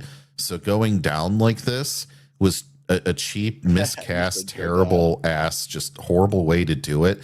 In this position, like blood flow to the brain is still going to decrease. They're talking and shouting like normal. You would, if you couldn't stand up anymore, the increase in gravity would also push on your rib cage, and it would be very difficult to breathe. The blood oxygen would decrease. The blood would start pooling in your feet, and you would just pass out. But instead, they hunch. They start crawling around on all fours. It's all terrible, unscientific bullshit. Yeah, it's like everybody has super ancestor Yogi Berra. He had like so many progeny that everyone can crouch for hours at a time and still excel. It's Yeah. So you're sitting here this is just cheap and stupid and dumb. And this goes on for minutes. Then they discover the only way to fix it is to press the magical button on the other side of the room. And instead of now, ladies and gentlemen, who is the strongest species in the bar at this I'm point? going to imagine that John Stamos and Jerry O'Connell have both seen that face. Yeah. Yeah. I mean, for about 3 minutes, because she can't act and there's nothing to do and the show has no substance, the only way I can put it is Rebecca Romaine crawls across the floor, grunting and making fuck faces, which 30 years ago would have really been something. This was pathetic. It was like, why don't you still love me like you did back in the 20th century? It's like, well, because that was a long time ago, baby. And whoa, like you never missed a trip past the buffet table and you've stayed drunk the whole time. You're mean. You're mean. Well, I'll just end by saying this. Instead of sending Spock, the strongest one in the room by far, they send her. And it makes no sense other than the fact that they can't have a man save anyone. So therefore, Spock has to wait for them to do this. She makes it to the other end of the room, folks. And as she's about ready to reach up and press the button, her leg snaps in half and the bone, her bloody bone, is clearly shown on screen. She screams, shrugs it off, then finishes standing up and hits the button, and then just everyone's okay immediately. But she doesn't have augmented strength and pain tolerance. There's the doctor, human shielding behind everyone else. He's a coward. Total fucking coward. So here, as you can see, they do give her the worst ever uniform, but this chick is hot.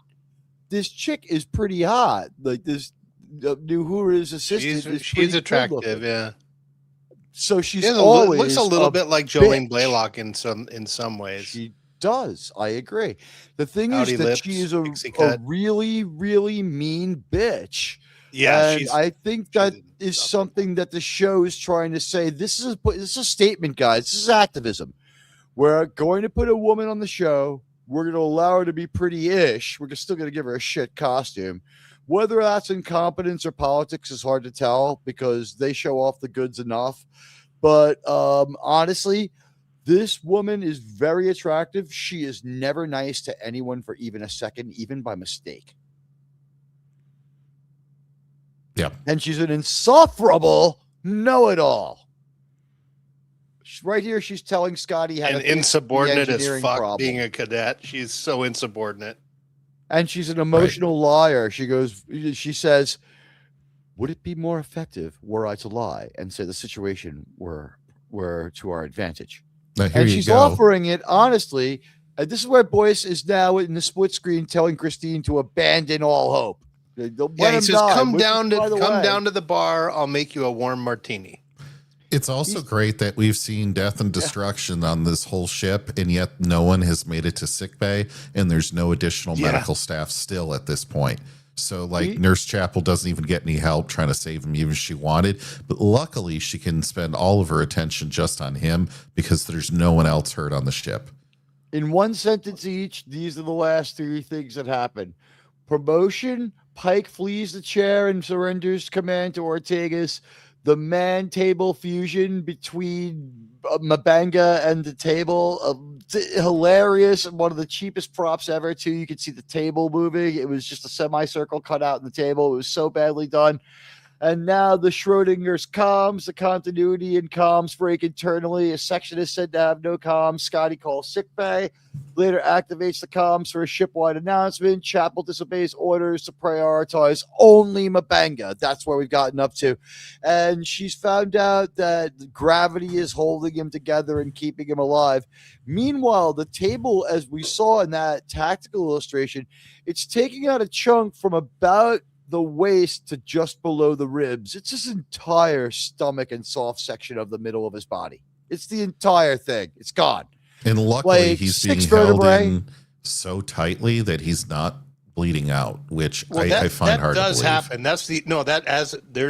There's instances where people have been pinned on a tree from a car, and that's the only way they're alive. And as soon as they pull the car away, they're gone. That was accurate, but it's been so overused in movies and shows. it wasn't accurate the way they showed it. You're correct. It's the thing is, he had no chance for blood flow from one part of the body to the other. The table was flush to the wall. It happens also to people who get hit by the fucking subway. It's a horrible way to die. And it's coming too. They're like, what are they going to say? You'll be all right. Away. Listen, you're going to be okay. Like, I'd be like, give me some heroin. Yeah, it's like I lived a good enough life. I want crack right now and heroin and anti-anxiety meds. Light me up, baby. Yeah. Now, when this happened, this is when that happened. That's when I was like, damn. And I got a little interested in the show, just a little. I'm like, maybe they're gonna salvage this, and then it just. And then you remembered Mbenga's in season 2. Yep. So none of this matters because So Christine disobeys an order from Boyce, who is now the CMO, and she disobeys an order from Mbenga, who tells her to get out of there. She should lose her medical license. Since both doctors are in accord, they're definitely right. But all of us think that it is the right thing to do. That she goes where she can help more people. Yeah, but Boyce that is should have shown been to the be a tragedy. total They should have killed off dick. Mbenga here. If they would have killed off Mbenga and she did it for legit reasons, it would have been good. It would have been good television. Yeah, it would have been good television if they killed him off there. You know, it would have been good television if she wasn't so fucking stunning and brave. And at the end of the episode, Pike in his cabin was like, "You're not going to stay on this ship. You're going to go back to the academy to teach for a semester to think about the value of life. You couldn't save Mbenga, and that was always the case. Boyce knows better than you and told. Boyce knows better and told. Yeah. Boyce knows better than you and told you. And well, I'm figuring this show they would never do that to a woman, but yeah, Boyce knows better and told you. Mbenga knows better and told you. You disobeyed, and there are now 30% higher casualties than there would have been had you listened to Boyce's orders. He was tied down the whole time trying to save people, and we lost like 9 people. We could have saved all of them, Christine. That's on you. After Rurapente, you're going after the court martial. It's Rurapente for you. Well, and also she should lose her medical license here as well because Dr. Mamurda orders maid service and he tries to push the table away. And that was his medical wish. And she did not go with his medical wish in medical directive on this. You live in Michigan, home of Dr. Jack Kevorkian. You've seen this on the news enough to talk about it. She didn't even need to disobey the orders to be court-martialed here. She really didn't. Also, I think she belongs in military prison. Yes. Yeah. 100%. Or if they wanted to execute her, that's fine with me too. What did she have? She doesn't even have the Nuremberg excuse. She wasn't even just following orders. She's like, I had. By the way, Granny Panties moment again here, where she just looks like a pile of mashed potatoes. Like all she needs is a sailor cap, and she can attack Manhattan as the Stay Puft Marshmallow Man. I mean, she just looks ridiculous in this catsuit that they put into the Smithsonian to humiliate America. She's not even an American. So at this point, this is the part that pissed me off. By the way, guys, this really angered me. Figures out that he has to do what these women tell him, and so he's going to have to pull power from life support in a bunch of spots on the ship and concentrate it in certain areas. So all the hallways are going to lose it. So he's basically stranded everybody in all their own individual rooms, which isn't how ending life support works, but they're also going to turn everything into a absolute zero vacuum in the meantime. And to do that, in this episode, the life support features snap on and off like a light. Yeah, they didn't need to take the air out of the fucking corridors, right? No. Even whenever they discontinue life support, people just kind of run out of air. You know, like they're like. But by the way, this picture doesn't it say it all? He's got like being bitched at in stereo. They had to give a split screen. If there's anything that you couldn't get enough of, it's that great Alex Kurtzman cinematography. We found a way to put twice as much of it in every frame. Yep. This was filmed like shit. Scotty continues to pointlessly try to tell women that he has better ideas since he was trained in engineering. They solved the engineering problem for him. Gosh darn it, they were right. Gosh darn it, the darn thing has wings. They come to find out they can't close the door all the way to sickbay, so they start shutting off life support. and she can only close it so far by smashing the button that says close the door. And they don't have any of those magnetic door closers like they do in real Star Trek, so it's a big problem. But And she comes very close to she's doing a good job on these doors, and I just want to say this is the first of 2 traits that Spock has stolen by his girlfriends. Christine now has super strength. And by the way, this is such a granny panties moment. Her ass is like 4 feet across. Her what? Her ass is like 4 what? feet Her across. what? Exactly. It kind of melds with the rest of her body. She looks like a marshmallow. The white outfit was the worst choice. They should have used a body double. We don't see her face. And the thing that I think that could have improved this scene a little bit is if she just could have turned the right arm downwards, she would have been shaped like a human stick swaka, which is what Alex Kurtzman really is. For good fortune, right? Yeah. For good fortune. Yeah. No, I mean, just to say, like, that you like that, Sean? Yeah, that was a good one. Sean has said this backstage. One of the powers this show has is that I'm really good at making up nicknames and fucked up things to call things like Mr. Pride Weather and stuff like that. I've given it credit to growing up in Queens. Like, little Marco didn't come from a vacuum. Like, we all have that skill, or you just wither and die. The people who move away from New York are the ones who can't win a vicious argument. So anyway, she strikes the stick swaka pose. Come on, Vogue. And then we got to call Oldie here. Oldie Hawn is in her cabin. She's got a bunch of telephones and other stuff in there that, my God, she's going to straighten things out for poor Scotty here, who's just not smart enough to figure it out on his own. And you know what? She's got a lot of stuff in there, including say personal massager. Nah. Who's going to pull out this problem, honestly. Scotty figures out he's got no self-confidence and very little applied intelligence, and he just needs to be told what to do by a woman telling him what to do for no other reason than this. Second best in his class, guys. All right, so she starts talking in this crazy, horrible, Yoda-like voice that she uses when she talks. And it's like, guys, I won't do any more of it. It is absolutely the worst. You've already heard enough. You shouldn't have to hear it. Like, don't watch it. Do not approach Strange New Worlds. So then we realize that we have to act like we're doing something. So we intensify the meaningless babble. We're in a long, meaningless donut hole here where we'll just show you the images, and we don't. He just really comes need to back. Stop. He just comes back. He stumbles back into frame. We don't know what the fuck's. He stumbles back into frame. He's like, "I'll take the con." No one took him to sick bay. Well, he couldn't get there, but they're like, "Oh, the captain's okay now." Okay. And then he's like, I missed a lot, but here I am. Have empathy. Thank God. He even had some like stupid line, like acknowledging that they wrote him out of the episode. Yeah.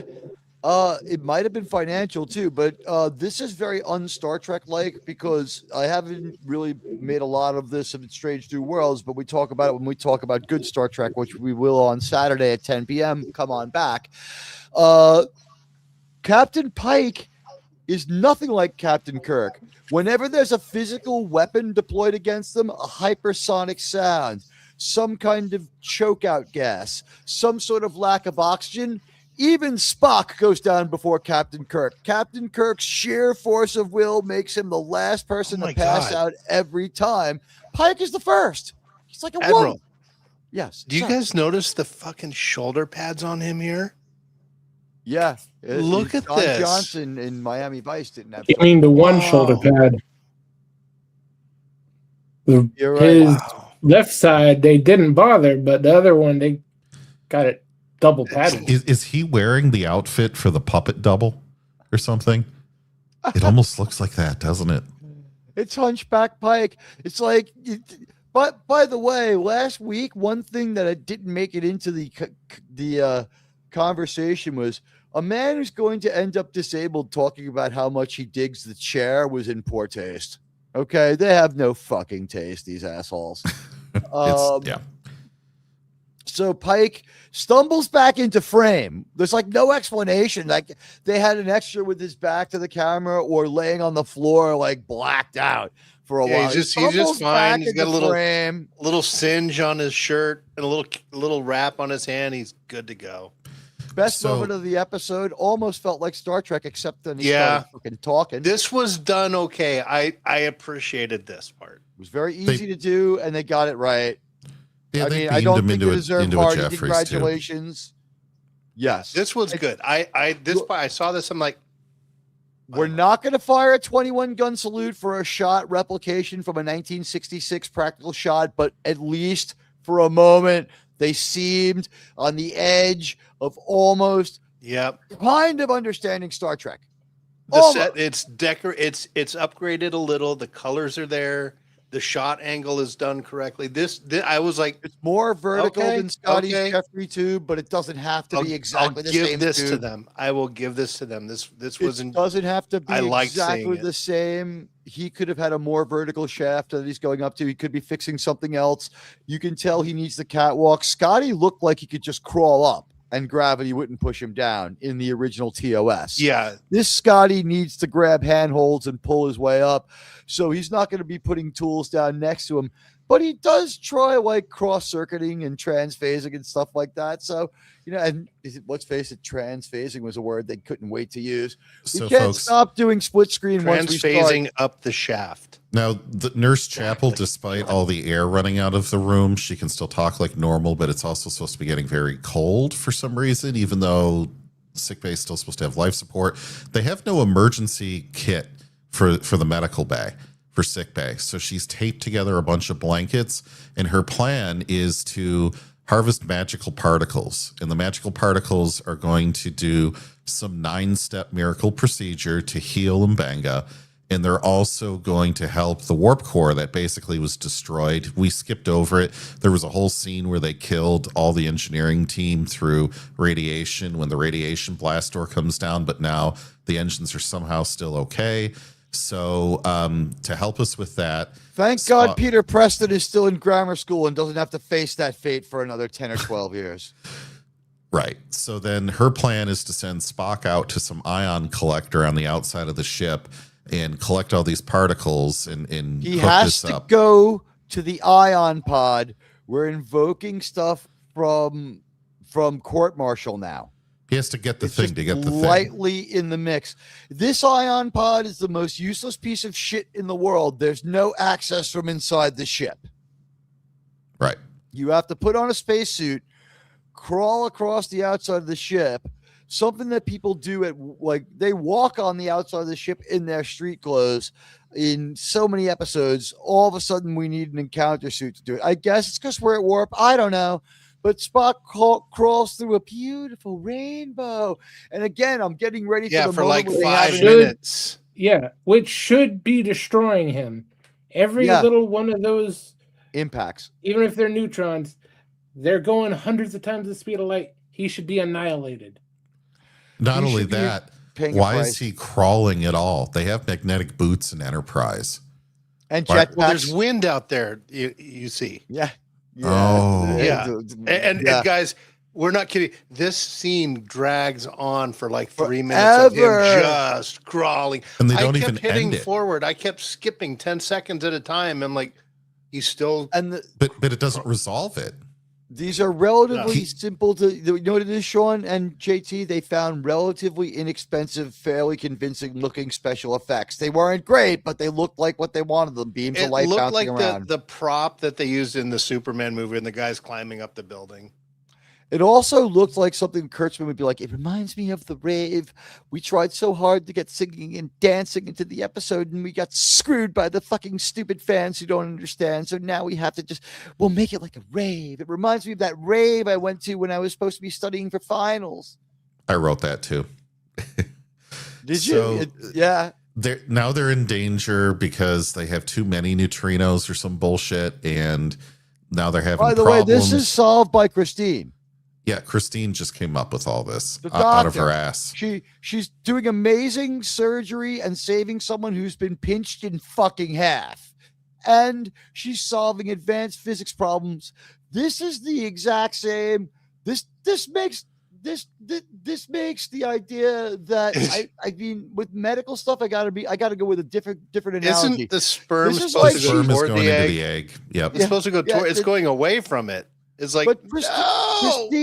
Christine's idea about what they have to do is against what they state as the laws of physics and nature.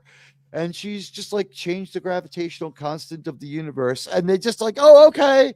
And they run with that like it makes sense. This would be like as if you and I were to say something like, we just found out that if we make them square, wheels work better. And they're like, yeah, just make the wheels square. And that's like your plot device for your show. Oh, even better, That triangles. obviously stupid. Even though that was masqueraded in science, they couldn't write good enough, like vague sciencey stuff. Like they were below the lowest episode of Voyager again. And again, this is like a third of their whole plot is borrowed from Voyager. They're afraid of hitting the warp threshold. Admiral, go back one. Got his medical attention. Okay. Go back one. What does damaged neutrino cluster mean?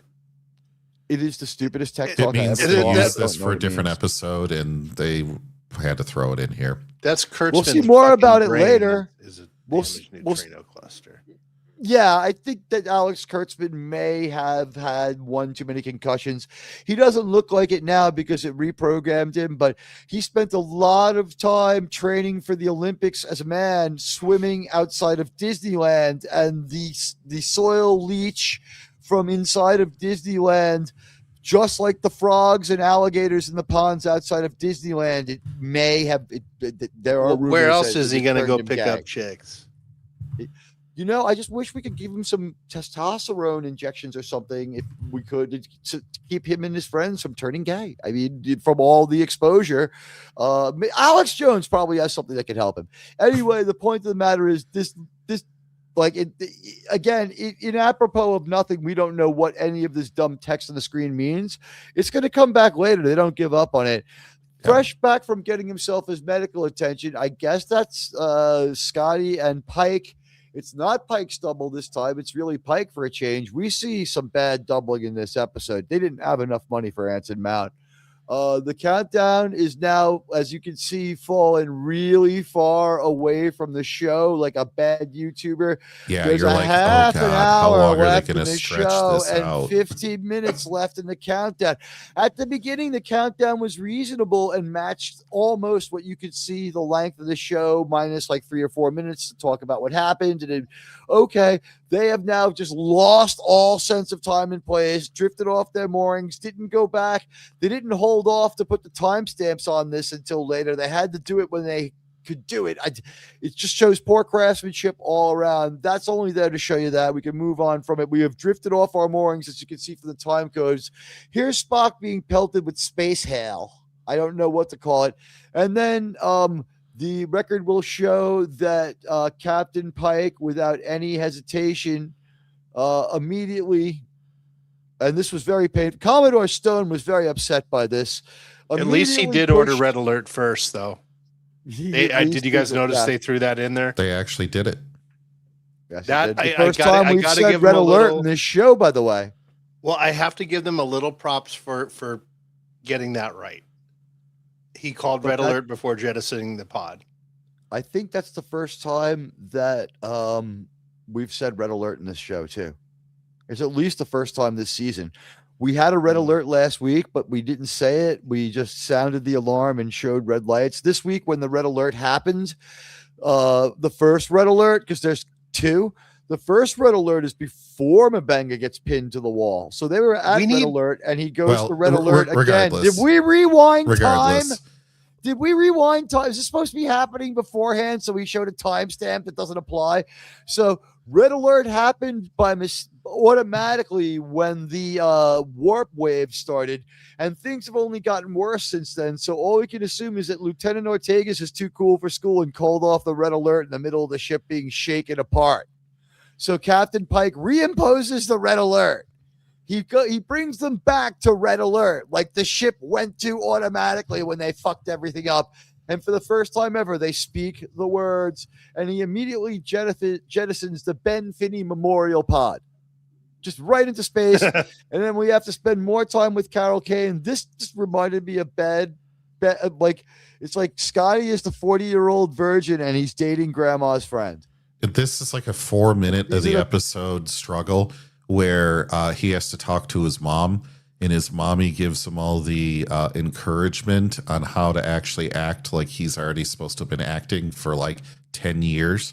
And in More this like scene, he's got his dick in one hand and his phone in the other, and we're seeing what like the phone is pointed away from, and she's looking at her phone, seeing what he's showing her. It looks like phone sex. It looks like fucking phone sex, this picture. There's a part in the scene where there's a hole in her quarters on an interior wall of the ship. This was so and stupid. She clears it up by putting a makeup pad over the hole. So go women. I thought it was a piece of tape. Yeah, it was some. No, she it was finds a tiny gauze square pad from her thing. makeup box. It's gauze. It wouldn't even work. All she had to do was it was already doing okay because there was a flat surface sealing it, but she moves the flat surface away, looks at it. We see the world's worst effect. He's like, I want pixie dust and stars. And it looks like Tinkerbell's trail from the cartoon version of the movie moving towards this pinhole in the wall. And I'm like, please let her get sucked out. And unfortunately, she stops it with a piece of gauze. I thought it was a flimsy piece of tape. It's fluttering around in the breeze. So this looks like phone sex with grandma's friend. Let's move on. Here they have 12 minutes. She cooms. Yeah. 12 minutes till they're all going to die. And they have like minutes of talking about his feelings. This is the scene where now it finally dawns on Christine that there's something that no one has ever thought of in the history of space science where you could do this easily. She can freeze Mabanga and save his life. Yeah, this is the stupidest surgery plan I've ever heard. They think they're writing some kind of house MD here, and it's not. It's not even close. It's Star Trek Into Darkness. It's the same thing that Khan's plan was, but medical. This is, I need to escape from Starfleet so that I can get captured by Starfleet. Like, dude, like, what's with the Rube Goldberg machine to get back into the jail you're breaking out of? She says, I'm going to open the door and you're going to freeze within 2 seconds. But because I'm wearing a blanket over my head, I'm going to be completely fine enough to operate. My exposed skin won't be a problem because we already saw it looks like a crocodile's back up close. So it's the dumbest thing. And they start talking about feelings again between the two of them. And then she asked him to tell him a joke. As you can see, the countdown, like we've gone through a huge chunk of the show. The countdown is advanced by like 23 seconds. No one has acted like there's any urgency either, by the way. This is now Connie going to save Spock. Yeah, so because she Spock drops, she can't takes save it the day, seconds. She needs to do it. It takes Connie just seconds. She drops into the pod or whatever where the pod was, where Spock is now hanging out. So jettisoning the pod is no big deal. Getting out of the pod just means dropping out of the bottom of this construct on the ship into like a divot on the side of the hull where you wait to be rescued by someone else willing to do another spacewalk by a captain who just tried to kill somebody. All right, so she goes there, and Spock's blood, I would point out, is red. Are these supposed to be radiation burns, or is he bleeding? You're muted. I see some green here. It's both red and green. Radiation burns. Yeah, he's got Christmas tree blood. Yeah, it's like sunburny type. But of the thing. burn shows red because you have red blood in your skin. It should be all green. It should be all green. I agree. It was incongruous and it was bothersome and it didn't look good. And shame on the continuity people. And again, shame on the makeup people who did a terrible job through this whole series. So now Mabanga gets to chill out finally. You know what? He puts his balls literally in a bucket of ice. You know what? There's people in Florida who would kill for this right now in August. We feel your pain, and people in England and people in Texas. Sean, Sean is jealous of Mabanga for the first time ever. Sean, you wouldn't have had those student loans if you were Mabanga. It's true. So he gets frozen. I'm assuming Sean didn't have as much student loans as other people because you're pretty smart and probably got a scholarship anyway. But we It dragged has more to Spock do back with when to you the went bar. to college No, than I how smart you ever don't were. have any student loans. I went to community college. It depends on when you went more than how smart you ever were. But he gets back in. He's rescued by Connie because Spock couldn't be seen saving the day. She had to do it for him. Mm-hmm. And he... Bravery was the only thing he was allowed. He was allowed to be brave. He couldn't pull off anything of worth, though. Him and Scotty have just been told what to do. They have zero agency through this whole thing. And Pike. They're so irradiated in this scene. They just sit at the bar next to everybody with their irradiated clothes and their irradiated bodies on. They would be killing everyone else in this room. They're so radioactive at this point, and they both would be dead in like 4 minutes. So this is just stupid, and the doctor doesn't even realize it. They're all touching everybody. Also, you can't do a reverse mind meld through a glove. I was going to say, let's call this what it is. We do a reverse cowgirl mind meld. I mean, it's dumb as shit. Connie guides him through it, but Spock still has to do the touch. So, yeah, we always usually see person taking off their glove. Even Spock in Wrath of Khan takes off his glove to touch Kirk's hand to the glass, to make that just have it that much closer. When we see more various very low resolution special effects, then again, strong force neutrino detected. What the fuck that means? This is scientific nonsense. This is the stupidest excuse for science ever. And now the episode has picked up pace to beyond. We've gone plaid. We've gone plaid. This is our screenshot. This is now the moment. It hits 0-1. The ship starts to pull up. It hits 0 and stays at 0. It doesn't go below because the audience wouldn't understand that they're going for. So the ship, it hits 0 and the ship breaks out of the warp tunnel. Christine and everyone else fall back to the floor. The grav plating is magically healed. Everything, the ship heals itself. It's like unbelievable how the ship heals itself. Moments later, everything is fine. Admiral, did you bring up the fact that even though he was frozen solid, she could still move around? She plugged an umbilical cord in that she used a wood cutting hatchet to break out and string across. You can see the umbilical cord on the floor right there, but she falls on the floor for something and rips her finger clean off, and you see it. Her finger just rips clean off her hand. That's not how that works. But hey, I did not like the body horror. Yeah, it doesn't matter. They can regenerate something like that in the future. Again, more body horror.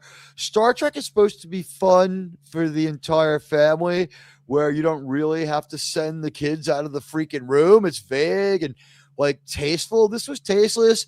And we had a spaceship, something that we don't have yet, with an axe, one of man's first 4 inventions ever. Show them what you have first. How are you going to stitch back a completely frozen, hard, solid body? That's what I want to know. George Schwartz is almost as good as big as mine. The colors really do match. They do. Is that what they meant by strong force neutrino or something like that? It's your Schwartz is as strong as mine. Your neutrinos are as strong as mine. Oh God! So that should be the thumbnail for this. Leave that up there. We'll leave it up while we discuss. It's funnier. I'll create a better one. Christine and Mabanga have a talk here where she says she snarks over the end of his punchline of his joke again. Then he tells her that she did a great job saving his life. She snarks over him again. Then he tries to compliment her and tell her she's amazing, and she allows that to sit and resonate. Then the camera pulls back, and we see that she has the world's fattest ass, and it's just granny panties time again. My God. They also have snow and ice on their face still. Now, I am not trying to shame anybody. I think that Jess Bush is kind of a wreck for 28. I'm sorry. No way. She just is. No way. She looks like she's 40. Yes. This is also very uncharitable by the Kurtzman people to do this to her with this outfit. I have noticed with Rebecca Romaine, her body double has a better figure than her. They use that a lot, and they hide her real figure when they have to show it. I called that out last night. I called that out last night. Yeah, I would still do her body up double with makeup. There's no way. There's no way she's only 28. She is 34. Okay. All right. So she was 28 when we started this endeavor. I'm not wrong to think that. I mean, and you know what? When I was 34, I didn't have gin blossoms all across my nose and cheeks. It's like, Jess, maybe like knock off at like 4 a.m. and get 2 hours sleep before work, you know? It's like that gin ain't going to drink itself, right? I mean, the Richard Burton School of Acting.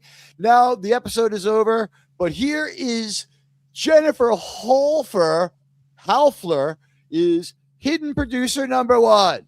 These producers didn't pay enough money to get into the main production credit sequence, so they have to hide in ignominy at the end of the episode. I hope Ruben Michael Molina is a relative of Albert Molina, so that Albert Molina can call him up and call him a piece of shit for perpetuating this kind of Star Trek. Because Albert Molina, I think, has some standards and wouldn't do this. Albert Molina's worst role might be Spider-Man No Way Home. I mean, he's still pretty good. And this is the entire supporting cast not mentioned in the beginning. This is every the single Enterprise extra. Computer, Alex Cap. And there you see we have Lieutenant Rada. That was a match. It was a 1-4. There was a reason they chose that character to do the 1-for with. There was a reason they chose that character to do the 1-for with. They wanted to show the ethnic jewelry. They wanted to show the non-Christian jewelry. And this is us. What happened to the other tile?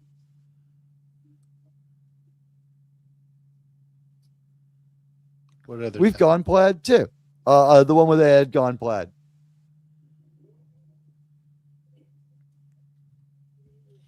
Oh, still the plaid tile. Anyway. Oh, I got rid of it. I had to create a new one. Okay, guys, you can hear it for the best part of the show. We're going to rate the episode. This now, was Admiral. I did want to share something real quick. Go for it, because I think people don't believe us. This is Cadet Asha. That's the Vulcan girl. Yes, the Vulcan cadet. I think this is well worth the time, so people can see, people can know. If you want to throw that up there on the screen.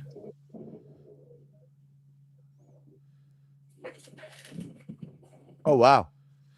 Yeah. She's hot. Yeah. Yeah. So like I said, this actress is really attractive.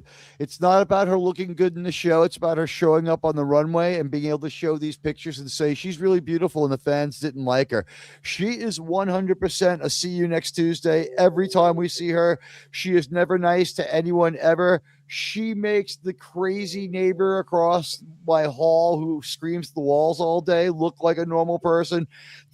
She's an asshole to everyone all the time, and we don't get to enjoy her good looks. So why she's on the show, we have no idea. A great photographer too. I mean, this is a great picture. Would be of anyone. Yeah, I like the one in the blue shirt. She's very cute. Yeah, and of course they had to wreck her up and make her cut. One, yeah. But and also, by the way, they had to wreck her up and make her get the pixie cut. They probably pinned it back. That looked like a wig. Let's hope so, for her sake. But you know what? I guess it's consistent with being a Vulcan, but let her be something else. This stupid version of Federation, have her be a goddamn Romulan. I mean, for all we care, there's no continuity. They don't give a shit. Right. So, then you put a bag over somebody like that. What are you trying to do for their career? All right, so let me just restate what happens here at the end. Physics by hunch. In the last second escape is credited, and they speak this to these people to 3 separate female hunches, one of which treats physics as malleable. Pike thanks Chapel for reinventing the laws of physics, and she asks to remain aboard after Mabanga leaves. After Mabanga leaves, yeah, he's like, thank you so much for reinventing the wheel. I mean, we never, like, the way we were rubbing 2 sticks together to get fire. And it was Mabanga's research. It was Mabanga's research. She just found it and go, let's try this. This would be as though this would be as though like Marco Rubio went on TV tomorrow and said, if everyone just thinks hard enough, your beard won't grow. And people just went with it and we're walking around with like beards out. It's like, it doesn't fucking work that way. Oh, it was magical particles all the way down. Magical Although Marco particles to Rubio heal the did manage engines. to grow his hair back. So I mean, let's look at the picture from 2017. Magical She just particles sprayed them on to his spray on privates, him. and Yeah. No, he got PRP. And they knew what to do. They just restored all the good stuff and restored the bad stuff and left the good stuff alone. Didn't change anything. Didn't give him radiation poisoning. Yes, Didn't I think he tunnel actually through got his PRP. cells. Gave him an extra 2 inches. It was kind of. Yeah, and even though neutrinos neutrinos passed through everything, they were able to store them somehow in a tube. Yeah, like an astrophage. Sort of. I like can the understand if you astrophage. contain them in like a reaction chamber, the way they contain the antimatter, but you have to have magnetic fields and all this power and stuff. No, let's just channel them through. Oh, it was Was 9 that like steps of some- miracle, all made up. Into sick bay somehow. Did someone herself. hear a plot detail from Project Hail Mary? Because that's kind of like astrophage, like. I don't even think it went that far, because that they at least pretended it was like bacteria and some kind of scientific thing there, even though bacteria couldn't survive in a sun's anywhere near a sun. But hey, whatever. That's going to get into problems of another movie. But no, this was just magic, folks. It was entirely magic. Christine did everything by herself, and it was magic that healed the Lon engines pulled on a off destroyed few engine amazing room. Things too. And They don't so bring up all the Rebecca Romaine- people, all the people that died in the engine room from the radiation door that came down and left them in. And then at the end of the episode, Oh, they act like look, it was an absolute win at the end. They lost so many people in this mission. yeah. And now you have like 8 more people that are on the medical Jamie team Lynn. at the end. Jamie Lynn, it's good to see you. By the way, if there's anybody I missed, let me see. You know what? I'll do a full shout out to say goodbye. But right now, let's just take a look. At the beginning of the episode, I asked you, our audience, a question. I said, "Is Off Hour," which is the title of this stupid episode, from Strange New Worlds, the very worst episode of a show to ever be called Star Trek? Sirs, this was the worst. 23%. No, not good, sirs, but we've seen worse. Not good, sirs, but we've seen worse gets 41%. It looks like this ain't the worst episode ever. I have to say, it fought hard for that title, and you're all wonderful people for taking our poll. Keep on voting if you want, but that seems to be the. Don't think we're going to be able to change the percentages. That's pretty set in stone, but we'll leave the poll open for a little while, and there's your comments up on screen. Also, you know what? Let's go around and talk about what we liked and didn't like, or what we didn't like about this episode real quick as we give our reactions. Let's start with at random Germ. It's not the worst episode. That's still the puppet episode. But this is very damn close. The writing was horrible. You don't believe any of the MacGuffins. And it's just annoying at this point. It's not even bad Trek. It's boring Trek. Yeah, it's really stupid and it's really boring. I agree. Did you like that the Commodore couldn't even be bothered to put her uniform on when the ship was facing imminent doom? She had to she wear didn't even what leave she her got fucking at the strip mall the weekend before. Wherever No, the she hell won't they even- filmed it, she wasn't at their location. That was filmed like at her home. Yeah. That was She literally ain't coming filmed at in. her home. And, Yeah. and not to derail from your directive here, Admiral, that C plot with Scotty and her, I believe that was refilmed. I think they lost too much in editing, or whatever they want to call editing, or they realized like maybe they just deleted something on accident. There was something wrong with this episode where they didn't have enough material. You notice that it's like Lon and Spock are back together this week. I think there was some kind of emotional relationship thing in here, and they forgot that they had broken it off 2 weeks before, and so they had to go back and refilm something. Or Because Lon's just another toxic female who breaking up with her doesn't mean jack shit, because that's the way Christine is. Like 2 weeks later, like after breaking up with Spock, she's like jealous of him. So I think you're it's all breathing too bullshit. much life into their writing. I think they fucked up, Episode's out and of they order. had to put this C plot in here because it was too big of a mess. And so I don't think they do inserted repair this. work, so I think the episode might have been more out of order. Germ, are your take? You give this an F, I suppose. If I had to give it a grade, what would you give it? Incomplete, F, D? F, complete F. All right. JT, any more thoughts? I did not like the radical body horror. I did not like the radical third wave feminism. Look, folks, when you write something like this week after week after week, and it's always the men and only the men that get put under by the opposite sex, or if it was the women treated this way, it would be seen as one of the most misogynistic shows on TV. When it goes the other direction and people say they like this episode and you just don't even see that for what it is, check yourself, because this is terrible writing. It's terrible writing. It's terrible. There's no character development when you do this. It's done for political reasons, and what you get is slop. And that's what this was. A whole episode of slop. The slop that probably sat out in a microwave for 10 minutes to get a weird film on it. And then you just threw it out onto the table and told a bunch of pigs to eat it. That's the level of disrespect that they gave to Star Trek. If you say this is just like Star Trek, it was a real Star Trek episode, I'm sorry, you're just wrong. You don't know what you're talking about. F. Is it me or are likes and dislikes not showing up for this stream? I have over 20. I see likes. I see it. You know what? Oh, it's a glitch. I see 21. Okay.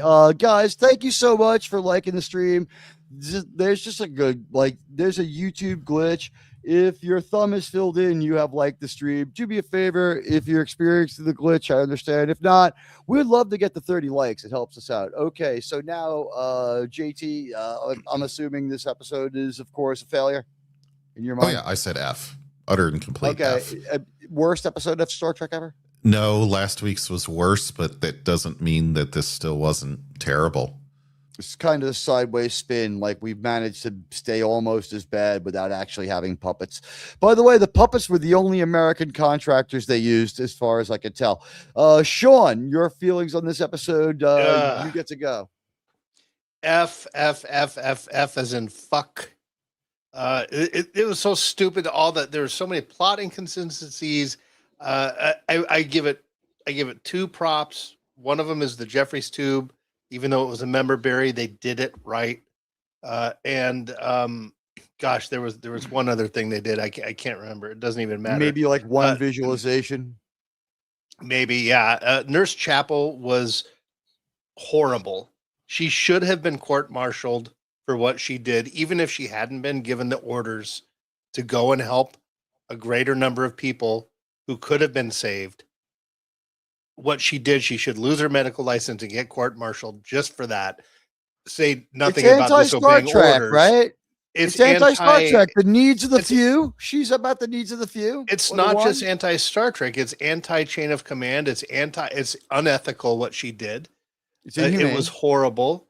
You guys are right. I mean, every single time, it's always the ladies that have to come to the rescue. So anyone who's saying this was good are just too starved for Trek. It's like if you're going through a desert. If you think this is good, take your wife's boyfriend out to the movies, okay? Take him to a baseball game. Take your wife's boyfriend to a fucking baseball game if you thought this was good. You're a loser if you thought this was good. Yeah, I mean, if you're traveling through a desert and you're given a dirty water, you're going to say it's the best you've ever had. And I think that's where people are just getting so confused. So say we all. I think that there's a few loud voices in a very small amount of new audience is now of age, but it's like 1% of the population, and it's just like a loud mouth. Well, JT was right. If you say this was good, you don't know what you're talking about, and you're wrong. This was horrible writing. It was 20 minutes too long. It could have been done tightly. It was too much magical bullshit. They could have done with just one thing, like get the neutrinos to refuel the tanks. They didn't need the murderer thing. All the talking and the feelings and the sharing and all that. Just cut that bullshit fucking out. If you're gonna make a bottle episode and it's an adventure and like, hey, we got to solve a problem, just make it about that. They keep throwing this fucking shit in there, like why do Chapel is 1 foot out the door and I'd like 1 foot up her fucking ass. is what I. Why do we have to inject 10 minutes of bloat into Could absorb every it. single episode? We could cut Yeah. like during the bloat is when the worst mistakes happen too. That's when you have the spinning wheel, contradictory dialogue, and the stupidity, and the crazy moments of ineptitude by every single male cast member. Just streamline that shit. Let half the accomplishments happen by each gender, like used to happen, and have a fucking normal show that people can relate to. This is a Star Trek show. I'm going to go now. Here's a Star Trek show that you can't have your kids watch. Here's a Star Trek show that you can't watch with your parents who like Star Trek. Here's a Star Trek show where you need to keep Urban Dictionary open for the jargon they use. Here's a Star Trek show where if you had to sit here with your wife and kids on the couch watching this Star Trek show, first of all, they'd hate you for making them watch it. Then they would rightly mock the shit out of you the way women mock the shit out of men all through this show. We see people in near-death experiences getting snarked at and yelled at, and they're doing some of the worst jobs of writing dialogue we've ever seen in the history of Star Trek. These people are not human. Let's hope I am stronger than a piano, says Una as she crawls on all fours, like exchanging fuck faces with us, the viewer. And it's like 30 years too late for any of us to want to see that shit. I mean, she's grunting and moaning. It's like, yeah, her body double looks great on all fours, but then we see her, what she's done to herself and the remains of Romaine. I mean, like that lettuce should have been put in the fucking crisper. This was the single worst fucking experience of watching Star Trek. The puppet episode beat me up around the head and face. This one is not the worst episode of Star Trek ever, but we managed to tie. There's no improvement. We're plateaued. I'm not going to say it's better. I'm not going to say we've seen worse. If you said that we've seen worse or you've seen that this is the worst, you know what? It's really the same answer. It's equally valid in my opinion. We are tied for the worst ever episode of any kind of Star Trek. It just comes down to what happens to make you the most angry. Sean, really you said does. last week you laughed like twice, like at the Palea puppet and stuff like that. This episode had none. Like there was not one redeeming moment. Well, just not the Jeffries one. tube. The Jeffries tube was okay for me. We saw Scotty silently moving wires for a moment. He was Jeffrey's tube in. Last week we Jeffrey tube into the puppets out to the entire world, and this week we were in the Jeffrey's tubing. Yeah. All right. Like so that's the our puppet feeling. episode, I could have forgiven if they had had 4 or 5 strong seasons of 24 episodes each, and the puppet episode was included in a DVD box set as a thank you to fans. Here's a little funny thing to laugh at. I would have enjoyed it, but they didn't earn it. Before I go, I just want to welcome to the field of Star Trek analysis a friend of the channel, Nick Weiser. He does it Thursday afternoons. He's been doing it with Dave C. He does it quite well. I want to join him and do it one time. I don't know that my schedule will permit me to do anything but parachute in at the last minute. So maybe I could do that. But this show never does guests. However, Nick is a known person, a known commentator. His Star Trek commentary was top notch, and I don't know if we've ever been on a panel before. So the offer is, if you want to do it next week, you can come by, and I think next week is Corbinite Maneuver. If it's the week of the menagerie, we'll skip the menagerie and do a different episode. If you want, we're not too far out from Balance of Terror. We could maybe do that. Let us know. And hey, we got a wonderful $5 Greenlandian greenback super chat from Radioactive Actual, who says, yet again, the Soy Trek writers inject their personal perspective and corrupt ideologies into a sci-fi show 200 years into the future. My God, did they ever? This was one of their worst stories. I honestly think that both answers are correct. I thank all of you wonderful people for being here and being part of our show. And let's do a shout out to you, the fans. I think that it was great that you guys support us week after week. We beat the odds because of you guys. You're the best. And out there right now, among the decloaked, I see Resolute. I see Sith Dan. Hello to you, my friend. Great YouTuber in his own right, developing a real good style. Does a lot of stuff with Gerb. The Trek reviewer, Power Ranger Donnie. Good to see you, Donnie. Gavin Unit, Jamie Lynn Simmons, the Tetrarch of Apathy, Buddy Hepburn, the Gooner 70. It's good to see you, Gooner. Mark Harkness, Sean Carter, the Dead Man, the Real Head Case, JT Kirk, and Sig Valdison. Guys, this week a little brisker, a little quicker. Next week, maybe a little longer. We didn't get Mark in here this week, unfortunately. Some weeks we will be able to do the community thing. The thing is to keep YouTube happy and to be compliant, because we're happy doing that. Peace and joy to you, friends. You know what? We'll have our red hour when the time comes. We'll be able to do it, and tonight's economy will pay off later. Anyone have a video drop in or anything before we get out of here? Nummy. All right, I'm not going to get the fans mad again. Here she is, Sydney Sweeney. Guys, we love you all. I'll be back on Tuesday night. Bye.